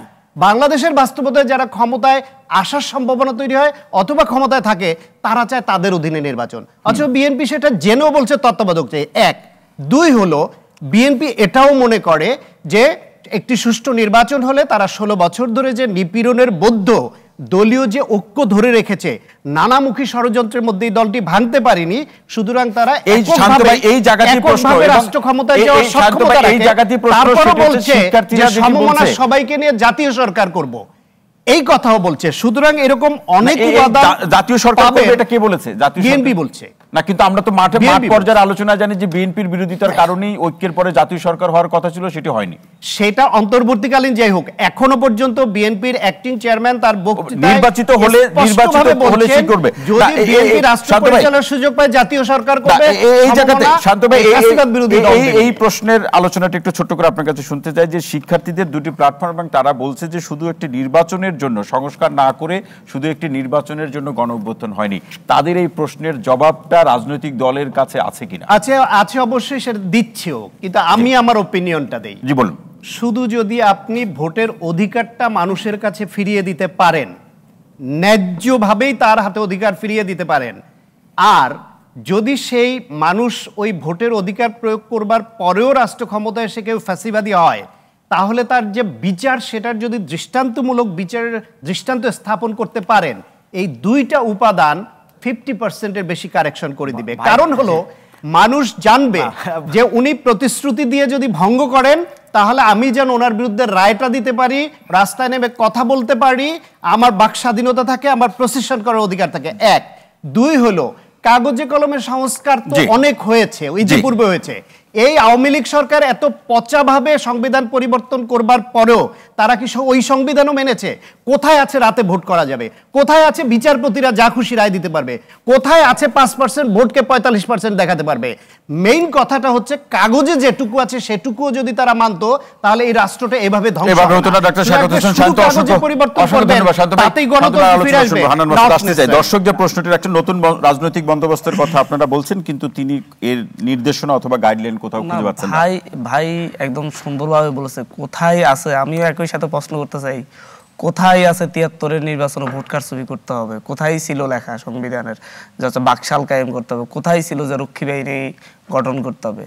মুজিব শেষ, তারপরে মেজর জিয়া ক্ষমতায় আসছে, আওয়ামী লীগ ক্ষমতায় আসছে, রক্ষী বাহিনীর নেতারা পরবর্তীতে আবার এসে বাংলাদেশের এমপি নির্বাচিত হয়েছে, তাদের বিচার কেন হয় নাই? এটা রাজনৈতিক দলগুলা, সে তোফাইল আহমেদ কিভাবে পরবর্তীতে আবার মন্ত্রীও হয়, রক্ষী বাহিনীর নেতা। বাকশাল যারা কায়েম করেছে তাদেরকে গণতন্ত্রের নাম দিয়ে আবার কারণে রাজনীতিতে পুনর্বাসিত করা হয়েছে। তাদেরকে আমি যদি বলি আওয়ামী লীগকে বাকশাল কায়েমের পরে রাজনীতিতে পুনর্বাসিত করার কারণে আজকে 2024 সালে এসে আমার ভাইদেরকে হত্যা করার লাইসেন্স সেদিন দেওয়া হয়েছে। কারণ আওয়ামী লীগ যেভাবে 72 থেকে 75-এর শাসন আমলে এদেশের মানুষের উপর হত্যাযজ্ঞ চালিয়েছে, বাকশাল কায়েম করছে, এই দেশের অর্থ লুটপাট করে দুর্ভিক্ষ ছাপিয়ে দিয়েছে এই দেশের মানুষের উপর, তারপরে আওয়ামী লীগকে আবার রাজনীতির লাইসেন্স দেওয়া হয়েছে। 24-এর গণ অভ্যুত্থানে 2008 থেকে 2024 সাল পর্যন্ত এতগুলা মানুষকে হত্যা করার পরে আজকে আবার আওয়ামী লীগের রাজনীতির পক্ষে কথা বলা হচ্ছে। একইভাবে আবার 30 বছর পর আওয়ামী লীগকে ক্ষমতায় এনে আবার বাংলাদেশকে আরেকটি হত্যাযজ্ঞের মুখোমুখি করাচ্ছে যারা হচ্ছে আওয়ামী লীগের রাজনীতির পক্ষে কথা বলছে। রাজনৈতিক অধিকার, যে দলটি রাজনৈতিক দলই নয়, যেই দলটি জন্মগত, যে দলটি স্বাধীনতার পর থেকে সন্ত্রাসী কর্মকাণ্ড করে গেছে, মানুষের গণতান্ত্রিক রাজনৈতিক অধিকার হরণ করছে, তাদের আবার কিসের রাজনৈতিক অধিকার? যাদের কথা বলছেন আপনি কি মনে করেন তারা না বুঝে করছে? আমি বলছি হচ্ছে এটা তাদের রাজনৈতিক স্বার্থে করছে। কারণ আওয়ামী লীগকে যদি বিরোধী দলের মধ্যে বসানো যায় তাহলে আগামী 20 বছর 15 বছর যাবত আওয়ামী লীগ মুখ তুলে কথা বলতে পারবে না। কারণ কথাই কথা বলো, তুমি তো রাতের ভোট করছো, আবার ভোটের কথা বলো কেন? তুমি তো হচ্ছে মানুষের 2000 মানুষ হত্যা করছো, তাহলে আমরা 2 জন হত্যা করছি বলার অধিকার রাখো কিনা? যেটা আওয়ামী লীগ করছে, আওয়ামী লীগ বিএনপিকে কথাই কথাই বলতে হচ্ছে। 1994 সালে মাগুরের নির্বাচনের কথা ভুলে যায় নাই, 96 15 দিন নির্বাচনের কথা ভুলে যায় নাই। মানে এই জায়গাটা মূলত রাজনীতি। আমার কথা হচ্ছে কোন স্বার্থে আওয়ামী লীগ রাজনীতি করার অধিকার আছে বলে এই যে রাজনীতি করতে দিতে বলতে চাচ্ছে। আরেকটি কথা ভাই বলেছেন, অসীম ভাই বলেছেন, শ্রদ্ধার সাথে বলছি, উনি বলছেন চুপ্পু ক্ষতিকর না, চুপ্পু হচ্ছে ঠুটো জগন্নাথ। আমার কাছে এই বিষয়টা এমন না। আমার কাছে বিষয় হচ্ছে শেখ হাসিনার পা ধরে সালাম করতে চাওয়া একটা ব্যক্তি এখন আমার রাষ্ট্র ক্ষমতায় আছে, রাষ্ট্রের সিম্বল, সাংবিধানিক রাষ্ট্রের প্রধান, যেটা দেখে রাষ্ট্রকে চিনা যায়। আপনার চেয়ারে আপনি যে চেয়ারটা মানুষের সামনে উপস্থাপন করবেন একজন ব্যক্তিকে, তার গায়ে যদি ময়লা আবর্জনা থাকে আপনি তাকে উপস্থাপন করবেন। তাহলে রাষ্ট্রপতির পদত্যাগের প্রশ্নে, রাষ্ট্রপতির পদত্যাগের প্রশ্নে আপনারা তো আন্দোলন ধারাবাহিকতা রাখতে পারলেন না, আপনারা তো চলে আসলেন। কারণ আমরা এই ধরনের বিভাজন চাচ্ছি না। আমরা সবার কাছে গিয়ে বলছি যে একসাথে আসেন, আমরা করি, ওনারা করতে না। আমলাদের কথা আমরা বলছি না নাকি? বলছে আমলাদের কথা বলছি না। কালকে আমাদের 3টা পয়েন্টের মধ্যে বড় পয়েন্টটা ছিল হচ্ছে আমলাদের, আওয়ামী ফ্যাসিবাদী আমলাদেরকে অবশ্যই সরাতে হবে, সরকারের উপর চাপ সৃষ্টি করতেছি আমরা। কিন্তু বিএনপি কি চাপ সৃষ্টি করতেছে? বিএনপি তো যাচ্ছে কিনা সরকার, বিএনপি তো বলছে সরকারকে সহযোগিতা করছে, সংস্কার নির্বাচন প্রশ্নগুলোতে সহযোগিতা করছে। যেই আমলাগুলা সেদিন সংবাদ সম্মেলন করে বলছে 48 ঘন্টার মধ্যে সংস্কার কমিশনকে পদত্যাগ করতে হবে, তারা কোনপন্থী আমলা? সচিবালয়ে আগুন লাগলো, আমরা শুনলাম যে লুজ কানেকশন। হ্যাঁ, এখন হচ্ছে সাম্য, ন্যায়, বিচার, মানবিক মর্যাদার সংবিধানের কথা বলছে, মুজিববাদী সংবিধান না বলে একটা কথা বলেছে। আমার এই জায়গায় বলতে বাধ্য হচ্ছে মুজিববাদী সংবিধান। তাহলে মুজিববাদী সংবিধান না কেন? 72-এর সংবিধান কোন রাষ্ট্রকে কি দিয়েছে? 72-এর সংবিধান অনুযায়ী আপনারা আমাদেরকে কি অধিকার দিয়েছেন? সাম্য দিয়েছেন, সমতা দিয়েছেন। আমি তো জন্মের পর থেকে সমতা পাইনি, আমি তো ন্যায় বিচার চোখেই দেখিনি একদিনের জন্য। আমি দেখেছি, আমি ন্যায় বিচার বলতে, ন্যায় বিচারের কথা বললে আমার কাছে মনে হয় যে বেগম জিয়াকে সেদিন হচ্ছে একজন মানে বাংলাদেশের সম্মানিত একজন মানুষকে, যে সবার শ্রদ্ধার পাত্র, তাকে দীর্ঘদিন যাবত আদালত ইয়েতে পড়ে থাকতেছে, ন্যায় বিচার তো হয়নি। আমার বাস্তবতা হচ্ছে আমি তো মানবিক মর্যাদা পাইনি। একজন রিক্সাওয়ালাকে, একজন হচ্ছে ভ্যানওয়ালাকে গিয়ে গালি দিয়ে চাঁদাবাজি করে নিয়ে যাওয়া হচ্ছে, তখনও নিয়ে যাওয়া হচ্ছে। আজকে আমি খিলগাঁওতে গিয়েছিলাম, খিলগাঁওতে সেখানেও বলা হচ্ছে, আমাকে বললো তাদের থেকে এখনো এখন কারা করছে, এখনো একটি রাজনৈতিক দলের লোকজন নিচ্ছে। তাহলে না, আমি বলবো না মানবিক মর্যাদা মানুষকে দিচ্ছে না এই সংবিধান বাস্তবতা। আমি বলছি, ধরেন সংবিধানের সব ওকে 100% ভালো জিনিস। এই যে 72-এর সংবিধানকে বারবার বলা হচ্ছে যে হচ্ছে 72-এর সংবিধান হচ্ছে এই 71-এর সংবিধান মুক্তিযুদ্ধের পক্ষের সংবিধান, এটা 72-এর সংবিধানের বিরুদ্ধে কথা বলা মানে মুক্তিযুদ্ধকে অপমান করা বলা হচ্ছে।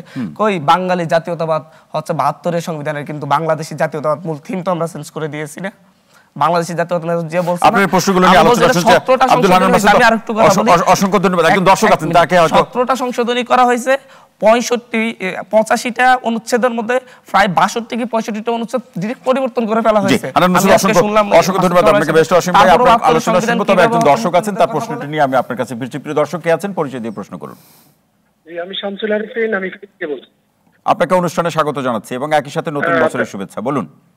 জি জি, আপনাকেও ধন্যবাদ জানাচ্ছি এবং আলোচক হিসেবে যারা রয়েছেন তাদেরকেও ধন্যবাদ জানাচ্ছি। আচ্ছা, আমি যেটি বলতে চাই সেটি হচ্ছে আসলে আমাদের এখানে কোনো বিভাজন নেই। আমি একেবারে গ্রামে থাকি, প্রান্তিক পর্যায় থেকে, মানে জনগণের একেবারে গণমানুষের পালস থেকে আমি কথা বলছি।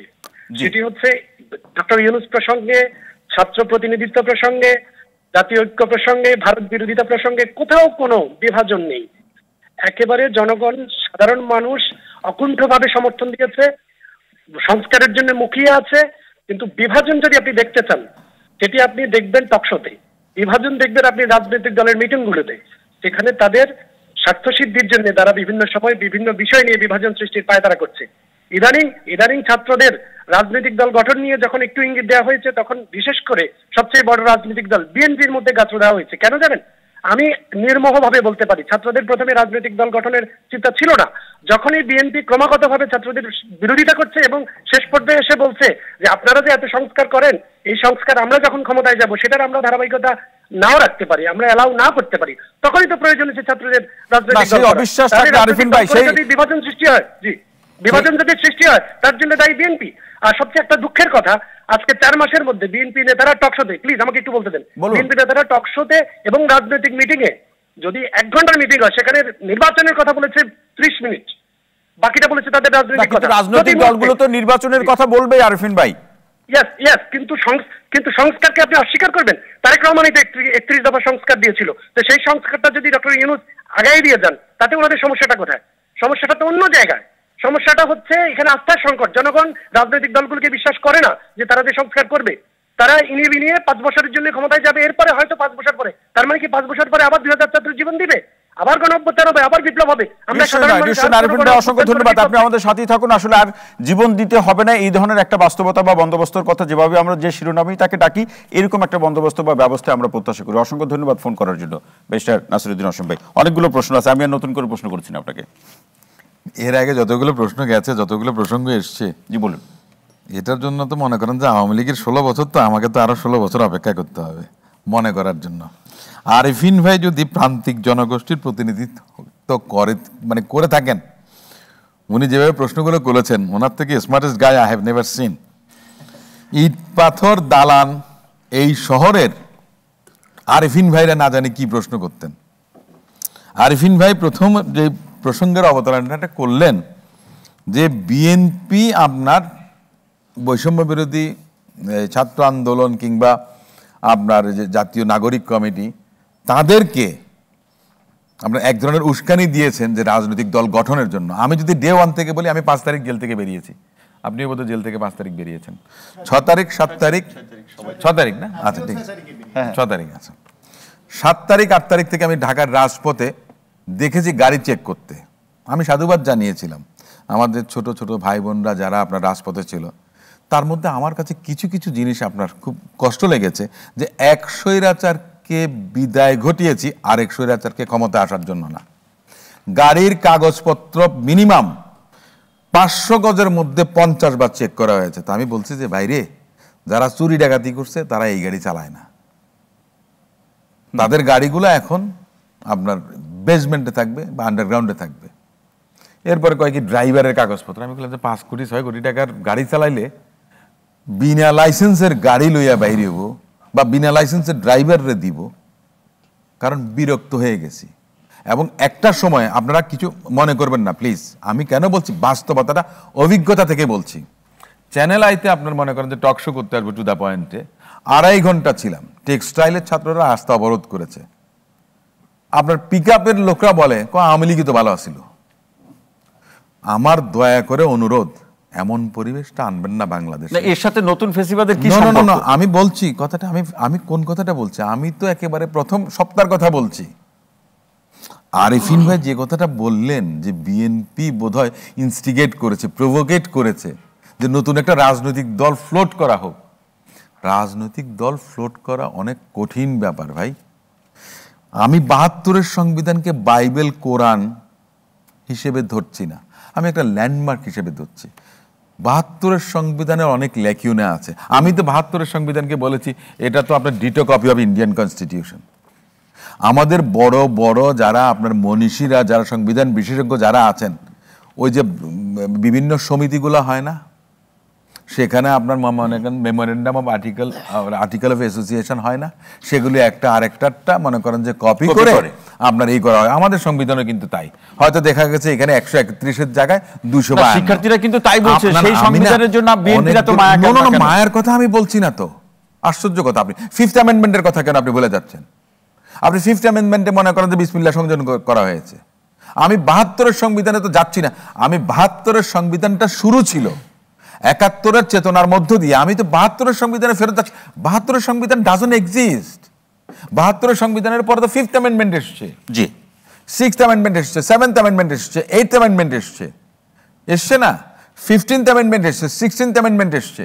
সুপ্রিম জুডিশিয়াল কাউন্সিল যেটা মনে করেন যে 75 সালে বাকশাল কায়েম করা হয়েছিল, একদলীয় শাসন করা হয়েছিল, 4টি সংবাদপত্রের কথা বলা হয়েছিল। শেখ মুজিবুর রহমান সাহেব বিচারপতিদের অভিশংসনের ক্ষমতা নিজের হাতে নিয়েছেন, যেটা আওয়ামী লীগ, যেটা আমাদের মাসুদ বললেন, যে এটাই বিএনপির ভুল ছিল কিনা। আমি আপনাকে বলি কনফিউশন হচ্ছে।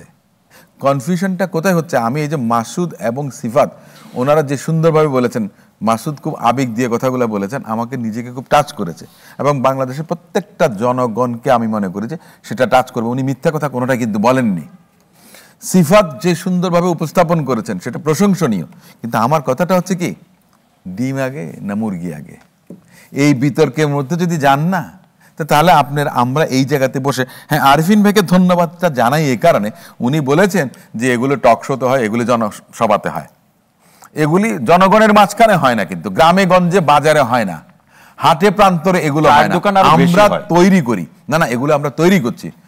এখন যদি বলি যে টেলিভিশন তাদের টিআরপি বাড়ানোর জন্য এগুলি করেন, এই ধরনের ইস্যুগুলো আপনার আলোচনায় শুনুন। না না, আমাকে একটা কথা বলেন, বাস্তবে যা ঘটে সেটাই টেলিভিশনগুলো বা গণমাধ্যম আমি আসছি এখানে বাড়িয়ে কোনো কিছু আলোচনা করেন। আপনারা বাড়িয়ে কথা বলছেন, আমি সে কথাটা কিন্তু বলছি না। 31 দফা রাষ্ট্র সংস্কার কিন্তু 18 মাস আগের কথা, তার আগে কাজ হয়েছে 7 মাস, প্রায় 2 বছরের অধিক কাল কিন্তু কাজ হয়েছে, সমস্ত কিছু কিন্তু এর মধ্যে আছে। এখন আমার কথাটা হচ্ছে যে আমি ভিশন 2030 ছিল, আমার কথাটা হচ্ছে যে আমার সংস্কারটা আমি কতটুকু করব। আমার ছোট ভাই মাসুদ উনি বলেছেন, সিফাত নিজেও বলেছেন যে নির্বাচন কমিশন, মনে করেন যে সংস্কার হয়েছে, নির্বাচন কমিশনার নিয়োগ দেওয়া হয়েছে। ভাই, রাষ্ট্রীয় ক্ষমতায় তো বিএনপির কোনো অংশীদারিত্ব নাই, আপনাদের আছে কয়েকজন উপদেষ্টা। আপনাদের আমি একটা কথা বলছি, দায়িত্বটা তো আপনাদের। যখন ওটা হচ্ছে আপনারা ভ্যানগার্ড ছিলেন, আপনারা নিয়োগদাতা না, আপনারা তো জানার কথা ছিল, সবচেয়ে সুযোগ বেশি আপনাদের ছিল। আমি প্রতিবাদ করেছি, আমি আর আরিফিন সাহেব লে পারসন, আমি টাউনে থাকি, আরিফিন ভাই তো মনে করেন যে সেই আপনার কি বলে এই মানে মেঠো প্রান্তরে একেবারে প্রান্তিক জনগোষ্ঠী। শেখ হাসিনা পালিয়ে যাওয়ার পরও বিএনপির 31 দফার মানে হচ্ছে বাইরে গিয়ে শেখ হাসিনার প্রচেষ্টাকে সরকার অব্যাহত রাখছে, শেখ হাসিনা সেই আইনটাকে, সেই জন্য বিএনপি একটা প্রতিবাদ করে নাই। আমরা তো যতগুলো শুনেছি সরকার তাড়াহুড়ো করে বিএনপি। আমি একটা কথা বলি, দেখেন আমি আপনাকে কথা বলি, আপনাকে শুনুন। আমার দলের অ্যাক্টিং চেয়ারপারসন সাহেব বলে এসেছেন যে এই অন্তর্বর্তী সরকার ব্যর্থ হতে দেয়া যাবে না, এই সরকারকে আমরা সর্বাত্মকভাবে সহযোগিতা করব। ওনারা যা কিছু করছে আপনাদের ম্যান্ডেট নিয়ে করছেন, ওনারা যা কিছু করছেন আপনাদের ম্যান্ডেট নিয়ে করছেন। না না না, আপনি না এটা অস্বীকার করতে পারবেন না, আপনাদের অংশীদারিত্ব আছে। ক্যাবিনেট কিন্তু কালেক্টিভ রেসপন্সিবিলিটি, যেটা মাসুদ বললেন নির্বাচন কমিশন গঠন হয়েছে কিনা, আপনি বললেন বিএনপি চাপে নির্বাচন কমিশন। আপনি একটা জিনিস দেখেন, আমরা বলি তত্ত্বাবধায়ক সরকার বলেন, প্রধানমন্ত্রী শাসিত সরকার বলেন, অন্তর্বর্তীকালীন সরকার বলেন, কালেক্টিভ রেসপন্সিবিলিটি।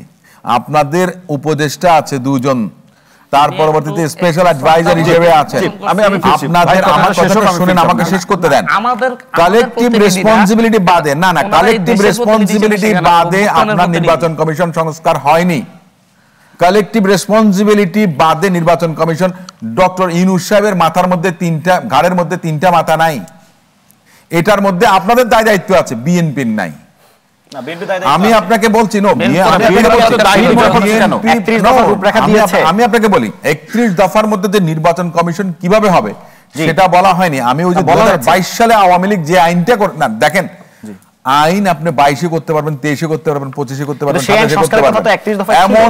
এমন কি যে না, আজ থেকে 2010 সালের যে আইনটা ভালো আইন ছিল আপনি সেটা তো ফেরত যেতে পারবেন। আপনি আমাকে কেন দায়ী করবেন?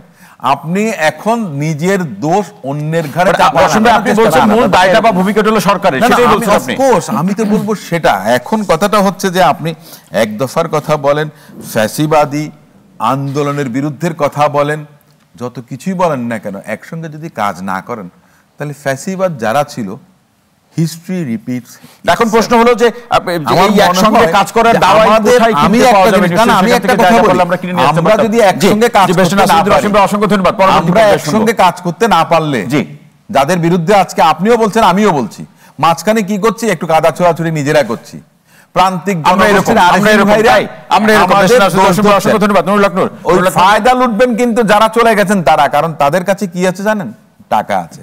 যে মানি ক্যান বাই এভরিথিং, টাকায় বাঘের দুধও মিলে। সেই টাকা কি এই যে অবিশ্বাস, আমরা ফিরছি যে আপনি আমাকে বলেন এবং দোষারোপের যে জায়গা দেখছেন তার প্রসঙ্গ ধরে সংস্কারের যে আয়োজনগুলো, পাশাপাশি সংস্কার শেষে দ্রুত সময়ের মধ্যে নির্বাচনের যে প্রসঙ্গ আসলো প্রথম দিকের আলোচনা যেটি আপনি বললেন, সেই জায়গাতে একেবারে দর্শক যে ভাইরা ফোন করছেন তাদের মধ্যে কিন্তু এই প্রসঙ্গতে বা প্রক্রিয়ার উপরে আস্থা রাখার একটা ঘাটতি কিন্তু তাদের প্রশ্ন এবং তাদের আলোচনার মধ্যে লক্ষ্য করা যাচ্ছে। আমরা আসলে একটা অভাগা জাতি, যে বাংলাদেশের গত 54 বছরে আমরা না পারছি রাষ্ট্রকে সেইভাবে আসলে মানে গড়ে তুলতে, একটা জাতিকে বিনির্মাণ করতে না পারছি, আপনার নিজেরা আসলে সামাজিকভাবেও গড়ে উঠতে। এখন রাষ্ট্র সংস্কারের কথা বলছেন, রাষ্ট্র সংস্কার আগে সমাজের মানুষের মানসিকতার সংস্কার করা বড় প্রয়োজন। মানুষ কিন্তু পুরানো মানুষই আছি, বিএনপি বলেন, জামাত বলেন, যারই ক্ষমতায় বসাই দেন একই কাজ করবে। তো সবচেয়ে আমি ব্যক্তিগতভাবে উদ্বিগ্ন যে বাংলাদেশের 53 বছর এরকম একটা সুযোগ আমাদের দেশে আসে নাই। প্রফেসর ডক্টর মোহাম্মদ ইউনূসের মতো একজন ব্যক্তিকে আমরা হেড অফ দ্য গভর্নমেন্ট হিসেবে পেয়েছি, তার প্রতি এত প্রত্যাশা ছিল, আকাঙ্ক্ষা ছিল। আমি মনে করি 5 মাসে একটা সরকারকে পরিপূর্ণভাবে বিচার করার একেবারেই যথোপযুক্ত সময় নয়। কিন্তু 5 মাস তো একেবারে কম সময়ও নয়। সেটাই যে 5 মাসেও যা হয়েছে সেটাই বা কতটুকু সন্তোষজনক, কি জন আকাঙ্ক্ষা যে কতটুকু কি করতে পেরেছে। আমরা দেখেন 52 সালে আমরা ভাষার জন্য জীবন দিলাম, এই দেশের তরুণ দামাল ছেলেরা জীবন দিল। আবার 71-এ আমরা অস্ত্র হাতে দেশ স্বাধীন করে 21 বছরের মাথায় আবার আরেকটা লড়াইয়ের জন্য তরুণরা রক্ত দিল। আবার 71 থেকে দেখেন দেশ স্বাধীনের পরে আবার 90-এ গণতন্ত্রের জন্য রক্ত দিলাম। সেই গণতন্ত্র যে রাজনৈতিক দলগুলো সুসংহত করার কথা বলেছিল সেটা কেউ কিন্তু কথা রাখেনি। আবার এই 24-এ, যার ফলে আমাদেরকে আপনার এই আন্দোলনে জীবন দিতে হয়েছে, রক্ত দিতে হয়েছে। আবার এখন আমরা ভোটের অধিকারের কথা বলছি। আচ্ছা, ভোটের অধিকার তো কম বেশি কিন্তু লাস্ট 53 ইয়ার্সে ছিল। হয়তো এই আওয়ামী লীগের 15 বছরের মধ্যে যদি আমি ধরি, আপনার যেমন 13 সালে 14 নির্বাচনের আগেও বরিশাল, সিলেট, আপনার 4টা না 5টা সিটি কর্পোরেশন ইলেকশন হয়েছিল, সেটাতে বিএনপি 5টার মধ্যে 4টাতে জিতেছিল। তাহলে আওয়ামী লীগের আমলে ওই সময় কিন্তু কিছুটা ভোটের পরিবেশটা ছিল। আফটার 14 সালে ইলেকশন এটা একটা অন্যরকম পরিস্থিতির টার্ন করেছে। সো ভোটের অধিকার থাকলেই আসলে যে আমাদের সমস্ত ব্যবস্থা ঠিক থাকে সেটাও কিন্তু না।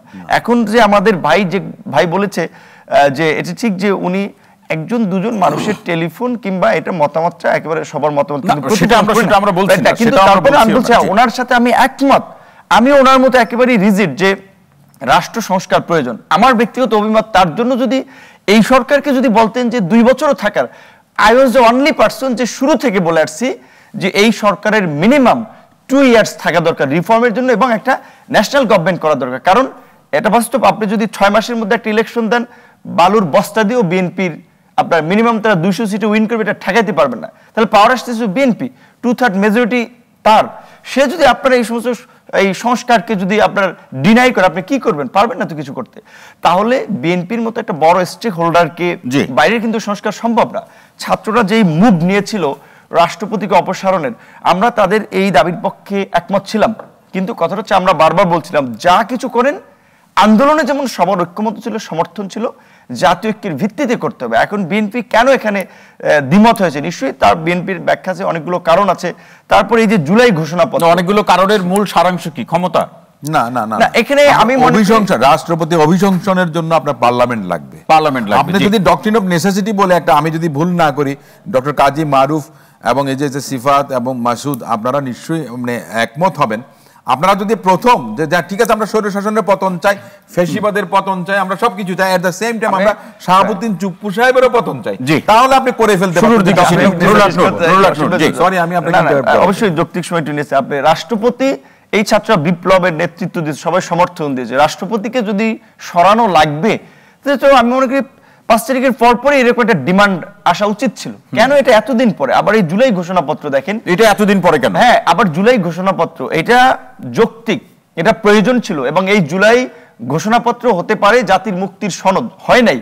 কিন্তু কেন হয়নি? তাহলে এটা কেন আমাদের সাথে যখন আলাপ করে 2 দিন আগে আলাপ করা হয়েছে, তাহলে 2 দিন আগে আমি একটা বিষয় না জেনে শুনে, আমি একটা নিবন্ধিত রাজনৈতিক দলের নেতা, আমরা 2 মাস আগে একবার আলাপ করেছিল, সেটা কার্যকরিতা কোনো আলাপ করা হয় নাই যে আগানো হবে। 2 দিন আগে আমি কিভাবে এটাতে সমর্থন দিই? তো তারপরেও এই যে ছাত্ররা, যাদের এই যে একটা এত বড় ঐতিহাসিক একটা মুভমেন্ট, সেই ছাত্ররা কেন বারবার পিছনে উঠছে? কেন তিনি ইম্যাচিউর সিদ্ধান্ত নিচ্ছে? হান্নান যে কথা বলছে, ভাই বলছে, আমি ওর কথা শুনলে নিজে ইমোশনাল হয়েছে। ওর কথা শুনে খুব বোঝা যায়, ভারী কান্না, একটা টোন চলে আসে। এটা বাস্তব।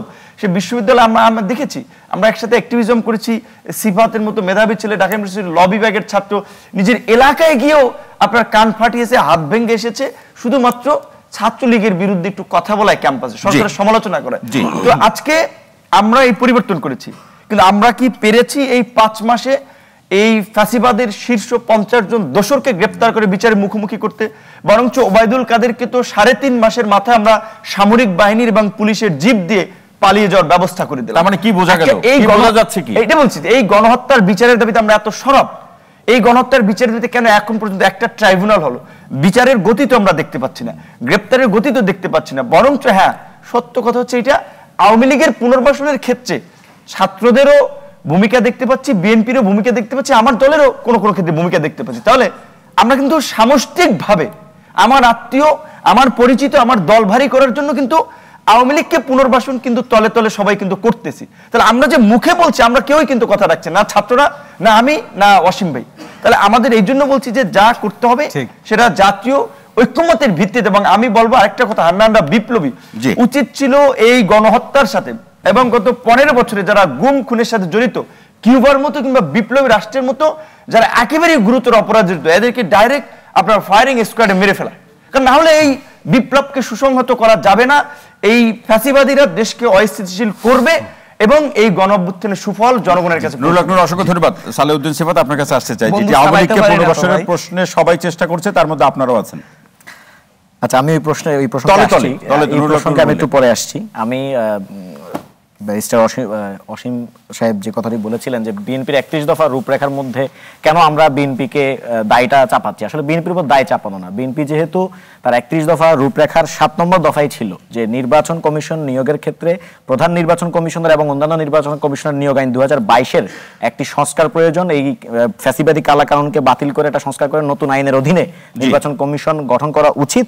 সেই জায়গা থেকে আমি বলেছি যে একজনের যেহেতু পলিটিক্যাল একটা ম্যানিফেস্টোই আছে, যখন এই ধরনের একটা নিয়োগ হয়ে যাচ্ছে এবং বিএনপিকে আমরা দেখছি নির্বাচন কেন্দ্রিক তার একটা তোড়জোড় আছে, তখন অবশ্যই পার্টির জায়গা থেকে তাকে এই কথাটি বলা উচিত ছিল, পার্টিকে বলা উচিত ছিল যে আমরা নির্বাচন কমিশনের সংস্কার প্রস্তাব আসার আগেই যে নির্বাচন কমিশন গঠিত হলো আমরা তার বিরোধিতা করছি, সেটা সেই জায়গা থেকে আমরা কিন্তু দেখতে পাইনি।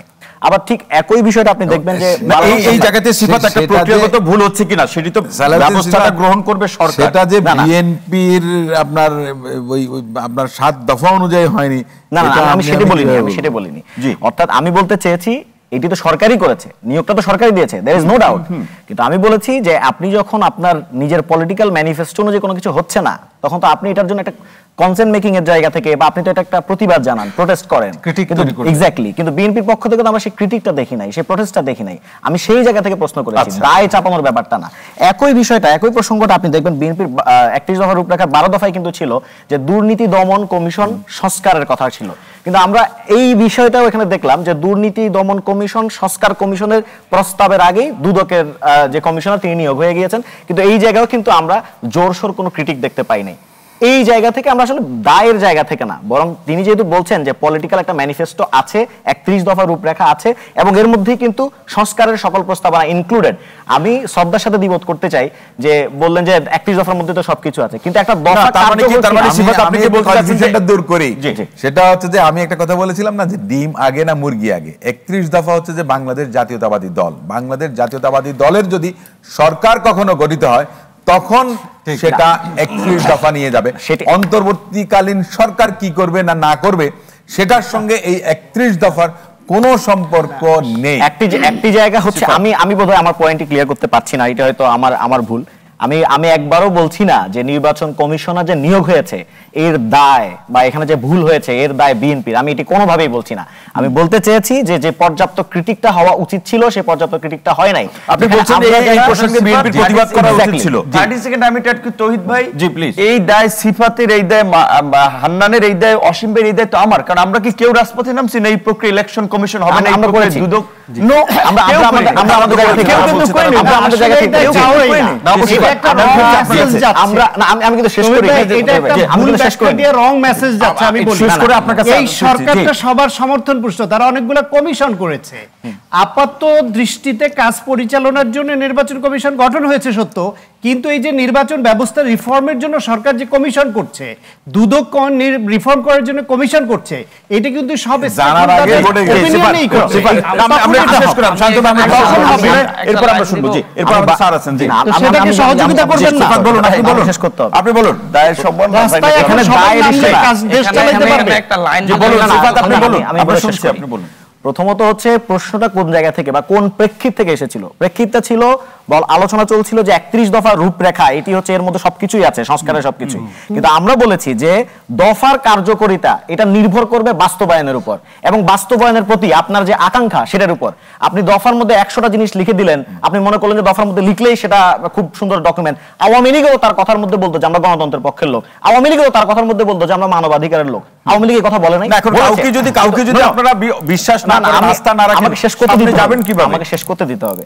আমি তো আশ্বাস রাখতে চাই, বিশ্বাস রাখতে চাই বলেই তো আমরা নানা জায়গায়, যেখানে আপনি নিজেই বলছেন হয়তো কিছু জায়গা থেকে হয়তো প্রভোগ করছেন বলার জন্য, কিন্তু আমরা বলছি না যে কে কি করছে।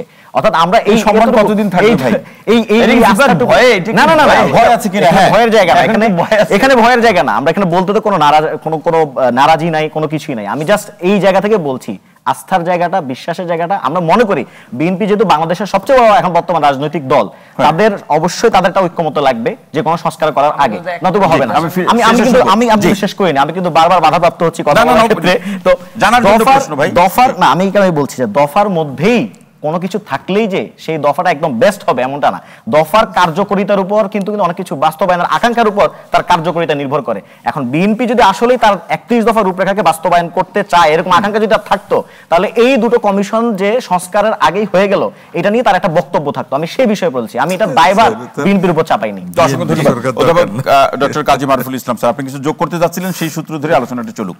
জি না, আমি বিতর্কটা প্রায় উপভোগ্য হয়ে উঠছিল, কিন্তু দুর্ভাগ্য যে আমি খুব মানে একটা সময় থামতে হচ্ছে যে, এবং এই বিতর্ক থেকে যে জায়গাটা খুব স্পষ্ট যে বর্তমান বাংলাদেশের যে রাজনৈতিক পরিসর, সেইখানে একটা গভীর শূন্যতা বিরাজ করছে। সেই শূন্যতার জায়গাটা হচ্ছে যে আমরা যে সমস্ত সক্রিয় রাজনৈতিক দলগুলো এখন প্রকাশ্যে রাজনীতি করছে, সেই দলগুলোর অতীত আমরা দেখেছি। তাদের অতীতের মধ্যে আইন ভঙ্গ করা, সংবিধান ভঙ্গ করা, সন্ত্রাসী কার্যক্রম গ্রহণ করার সমস্ত ইতিহাস আছে, সবগুলো আছে। এখন আর যারা এই মুহূর্তে সম্ভাব্য শক্তি হয়ে উঠছে, তাদের সাথে জনগণের সাথে সম্পর্ক, শ্রমজীবী মানুষের সাথে সম্পর্ক, পেশাজীবীদের মানুষের সাথে যে সম্পর্ক, সেই সম্পর্কের জায়গাতে একটা ঘাটতি আছে। অর্থাৎ আমাদের কাছে যে চয়েস আছে, যে আমাদের যে নতুন রাষ্ট্র তৈরি করতে চাই, যে গণতান্ত্রিক রাষ্ট্র তৈরি করতে চাই, তার প্রধানতম শর্ত হচ্ছে মানুষের কাছে পছন্দের বিকল্প থাকতে হবে। এখন আজকে যদি একটি রাজনৈতিক দল মনে করে যে নির্বাচন যেমনই হোক এ দল বা বি দল ক্ষমতায় চলে আসবে, তার মানে হচ্ছে যে আসলে মানুষের কাছে তো বিকল্প নেই, অর্থাৎ একটা শূন্যতা রয়েছে।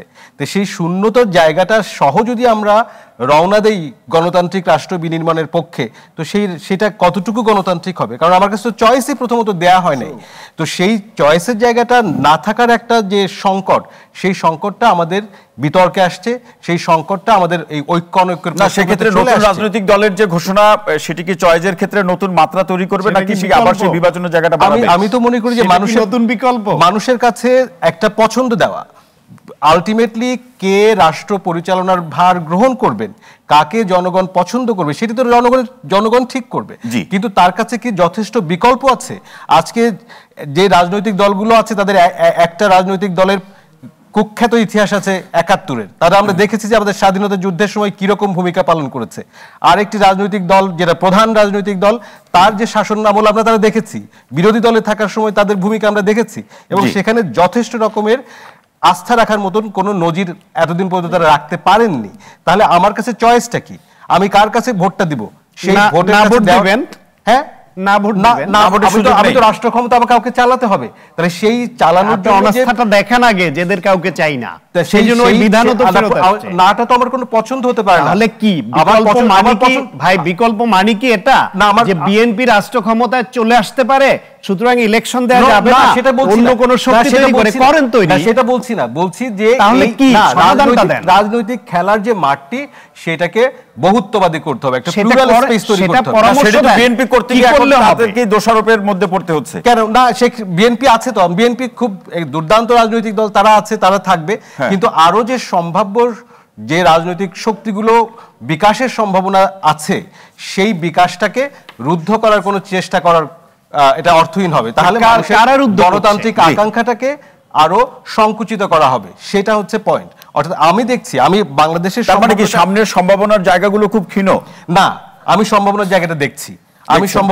দেখছি, কিন্তু সেই সম্ভাবনাটাকে যদি কাজে লাগাতে হয়, তাহলে যারা সম্ভাব্য বিকশিত প্রায় শক্তি বলে মনে করছে, তাদের মূল জায়গাটা হচ্ছে এই ঢাকা শহর আর শহীদ মিনারের জায়গা না, এটার সাথে নাগরিকদের সম্পর্ক তৈরি করতে হবে, সাধারণ মানুষের সাথে সম্পর্ক তৈরি করতে হবে, শ্রমজীবী মানুষের সাথে সম্পর্ক তৈরি করতে হবে, এবং মানুষের যে অর্থনৈতিক শোষণ থেকে বেরিয়ে আসার যে একটা প্রবল আকাঙ্ক্ষা, যে নিপীড়নের শিকার, সেই সংযোগগুলো থাকা চাই, সংযোগগুলো থাকা চাই। অধ্যাপক ডক্টর কাজী মারুফুল ইসলাম, অসংখ্য ধন্যবাদ। আব্দুল হান্নান মাসুদ, শেষ মন্তব্য শুনবো খুব ছোট করে। শেষ মন্তব্য হিসেবে দুইটা বিষয় বলবো। এখানে আমরা এই জায়গায় গোল টেবিল বা যে কোনো টকশোতে বসলে একটা বিষয় আমাদেরকে অ্যাটাক করা হয়, আপনাদের প্রতিনিধি তো হচ্ছে সরকারে আছে, কিন্তু 8ই আগস্ট যে প্রতিনিধিরা শপথ নিয়েছে সেই প্রতিনিধিরা আমাদের প্রতিনিধি হিসেবে, মানে আমার প্রতিনিধি হিসেবে শুধুমাত্র শপথ নেয় নাই, অভ্যুত্থানের সবগুলা শক্তির প্রতিনিধি হিসেবে শপথ নিয়েছে। এবং যে 3 জন আছে তাদেরকে আজকে বিভাজনের দিকে ঠেলে দেওয়ার জন্য, আপনি যে বিভাজনের রাজনীতির কথা বলছেন, বিভাজন দিকে ঠেলে দেওয়ার জন্য এটা প্রতিষ্ঠিত করার চেষ্টা করতেছে। এটা একটি অংশের প্রতিনিধি, কিন্তু অভ্যুত্থানের প্রতিনিধি, অভ্যুত্থানের নেতৃত্ব সরকার আছে, এই স্বীকার করার জায়গা থেকে দূরে সরে যাচ্ছে। যার কারণে এই বলেছেন 90 এর রূপরেখা, 90 এ তো রূপরেখা দিয়েছিল, আমরা কিভাবে বিশ্বাস করি 31 দফা পূরণ হবে? 90 এ যে অসংখ্য ধন্যবাদ, অসংখ্য ধন্যবাদ। কিভাবে আমরা বিশ্বাস করতে পারি যে নতুন নেতৃত্বের কথা আমরাও চাই, নতুন নেতৃত্ব তৈরি হোক, তার জন্য বিশ্ববিদ্যালয়গুলোতে ছাত্র সংসদ নির্বাচন হোক এবং জাতীয় নির্বাচনের আগে স্থানীয় নির্বাচনগুলো হোক, তাহলে অনেক নেতৃত্ব বের হয়ে আসবে। তারপরে জাতীয় ঐক্যমতের ভিত্তিতে রাষ্ট্র সংস্কার যতটুকু পর্যন্ত এই গভর্নমেন্ট করতে পারে সেটুকু যেন করে, সেটা রাজনৈতিক দলগুলোর সাথে আলাপের ভিত্তিতে। না, আপনি কাকে বিশ্বাস করবেন বা করবেন না সে ওপিনিয়ন দেওয়ার রাইট প্রত্যেকের আছে। এই নেগেটিভ প্রচারণা, পজিটিভ প্রচারণা প্রত্যেকে করবে, কিন্তু ফাইনালি এর জাজমেন্টটা কার হাতে যাবে? জনগণের কাছে। তো জনগণের হাতে যেতে হলে তারে ভোট দেওয়ার সুযোগটা দিতে হবে। এখন সংস্কারের নাম করে কি আপনি কতটা কালক্ষেপণ করবেন, নাকি সংস্কারও লাগবে, নির্বাচনও লাগবে, দুইটাকে একসঙ্গে এগিয়ে একটা জায়গায় গিয়ে জনগণের হাতে দিবেন? সংস্কার ও নির্বাচনের মধ্যে আসলে মৌলিক কোনো দ্বন্দ্ব বা তফাৎ নাই, তবে আমি যদি সিকোয়েন্সের বিচার করি তাহলে প্রথমে সংস্কারের কথাই বলবো। আর নির্বাচনকে অবশ্যই কম্পিটিটিভ হইতে হবে, আর জনগণের কাছে একটা অবশ্যই ইকুয়ালি কম্পিটিং এবং ক্রেডিবল একটা অপোনেন্ট অবশ্যই থাকতে হবে, যাতে চয়েস থাকতে হবে নির্বাচন। ডক্টর কাজী মারুফুল ইসলাম, না, আমি মনে করছি যে এই মুহূর্তে বাংলাদেশ একটা এখনো পর্যন্ত একটা ইতিবাচক ধারায় আছে। সেই ধারাটের বাস্তবায়ন করতে গেলে অবশ্যই সংস্কারটা জরুরি এবং একই সঙ্গে অন্যান্য প্রতিষ্ঠানগুলোকে শক্তিশালী করা দরকার।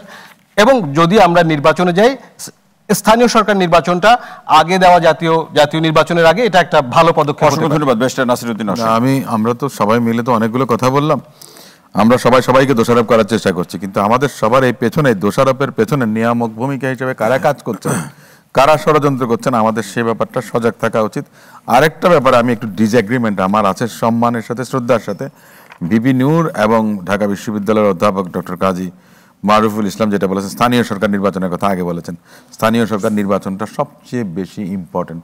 সংস্কার যদি হতে হয় জাতীয় নির্বাচনের আগে, মানে সংসদ নির্বাচনের আগে, স্থানীয় সরকারের শক্তিশালী করার জন্য আপনার সংস্কার হওয়া উচিত। অবশ্যই। কারণটা হচ্ছে যে পার্লামেন্ট মেম্বার আইন প্রণয়ন করবেন, ওই কোথায় টিয়ার, কাবিখা, গম, আপনার স্কুল, রাস্তা উদ্বোধন হবে, এটার সঙ্গে সম্পৃক্ততাটা যদি না থাকে, দুর্নীতি রাজনীতির থেকে বিতাড়িত হবে, স্থানীয় সরকার প্রতিষ্ঠিত হবে। অতএব আগে সংসদ নির্বাচন, তারপরে স্থানীয় সরকার নির্বাচন। কারণ আমি মনে করি স্থানীয় সরকার নির্বাচনটাই জনগণকে, মানে জনগণের সেবাটাকে এম্পাওয়ার করবে। যেটা কিছু যোগ করতে যাচ্ছেন ছোট করে, ওখানে হওয়া উচিত না। কথা হচ্ছে যে সংস্কার আর নির্বাচন আমি দুইটাকে আলাদাভাবে দেখি না, দুইটা একসাথেই চলুক। তবে হচ্ছে একসাথে চলতে গিয়ে আপনার হচ্ছে দ্বন্দ্বের বিষয় না। আজকে যদি আপনি 6 মাস পরে নির্বাচনের কথা বলেন, মানে সময় দিতে চাচ্ছি না, সংস্কার নির্বাচন একসাথে চলুক। সরকার কেন হচ্ছে বলেছে যে হচ্ছে 25-এর শেষ দিকে বা 26-এর মাঝামাঝির আগে নির্বাচন হবে, এটাও নিতে হচ্ছে না, অনেক বেশি হয়ে যাচ্ছে। বাট আসলে কি এর মধ্যে নির্বাচনের পরিবেশ তৈরি হবে কিনা, এখনো কি সেই নির্বাচনের পরিবেশ আছে? আপনি একটা ইউনিয়ন পরিষদ নির্বাচন দিলেও কন্ট্রোল করতে পারবেন না। ধন্যবাদ। ওই পরিবেশ নেই। আজকের আলোচনায় সম্মানিত আলোচক হিসেবে যারা যুক্ত ছিলেন, আপনাদের সবাইকে অসংখ্য ধন্যবাদ জানাচ্ছি, এবং একই সাথে যে যেখান থেকে বসে আমাদের এই অনুষ্ঠান শুনেছেন এবং যারা ফোন করেছেন, আলোচনা করেছেন এবং প্রশ্ন রেখেছেন, আপনাদেরকেও অসংখ্য ধন্যবাদ এবং কৃতজ্ঞতা জ্ঞাপন করছি। এটি জানি আজকের মতো অনুষ্ঠান এখানে শেষ করছি। সবাই ভালো থাকুন, সুস্থ থাকুন, নিরাপদে থাকুন। সঙ্গে থাকার জন্য অসংখ্য ধন্যবাদ।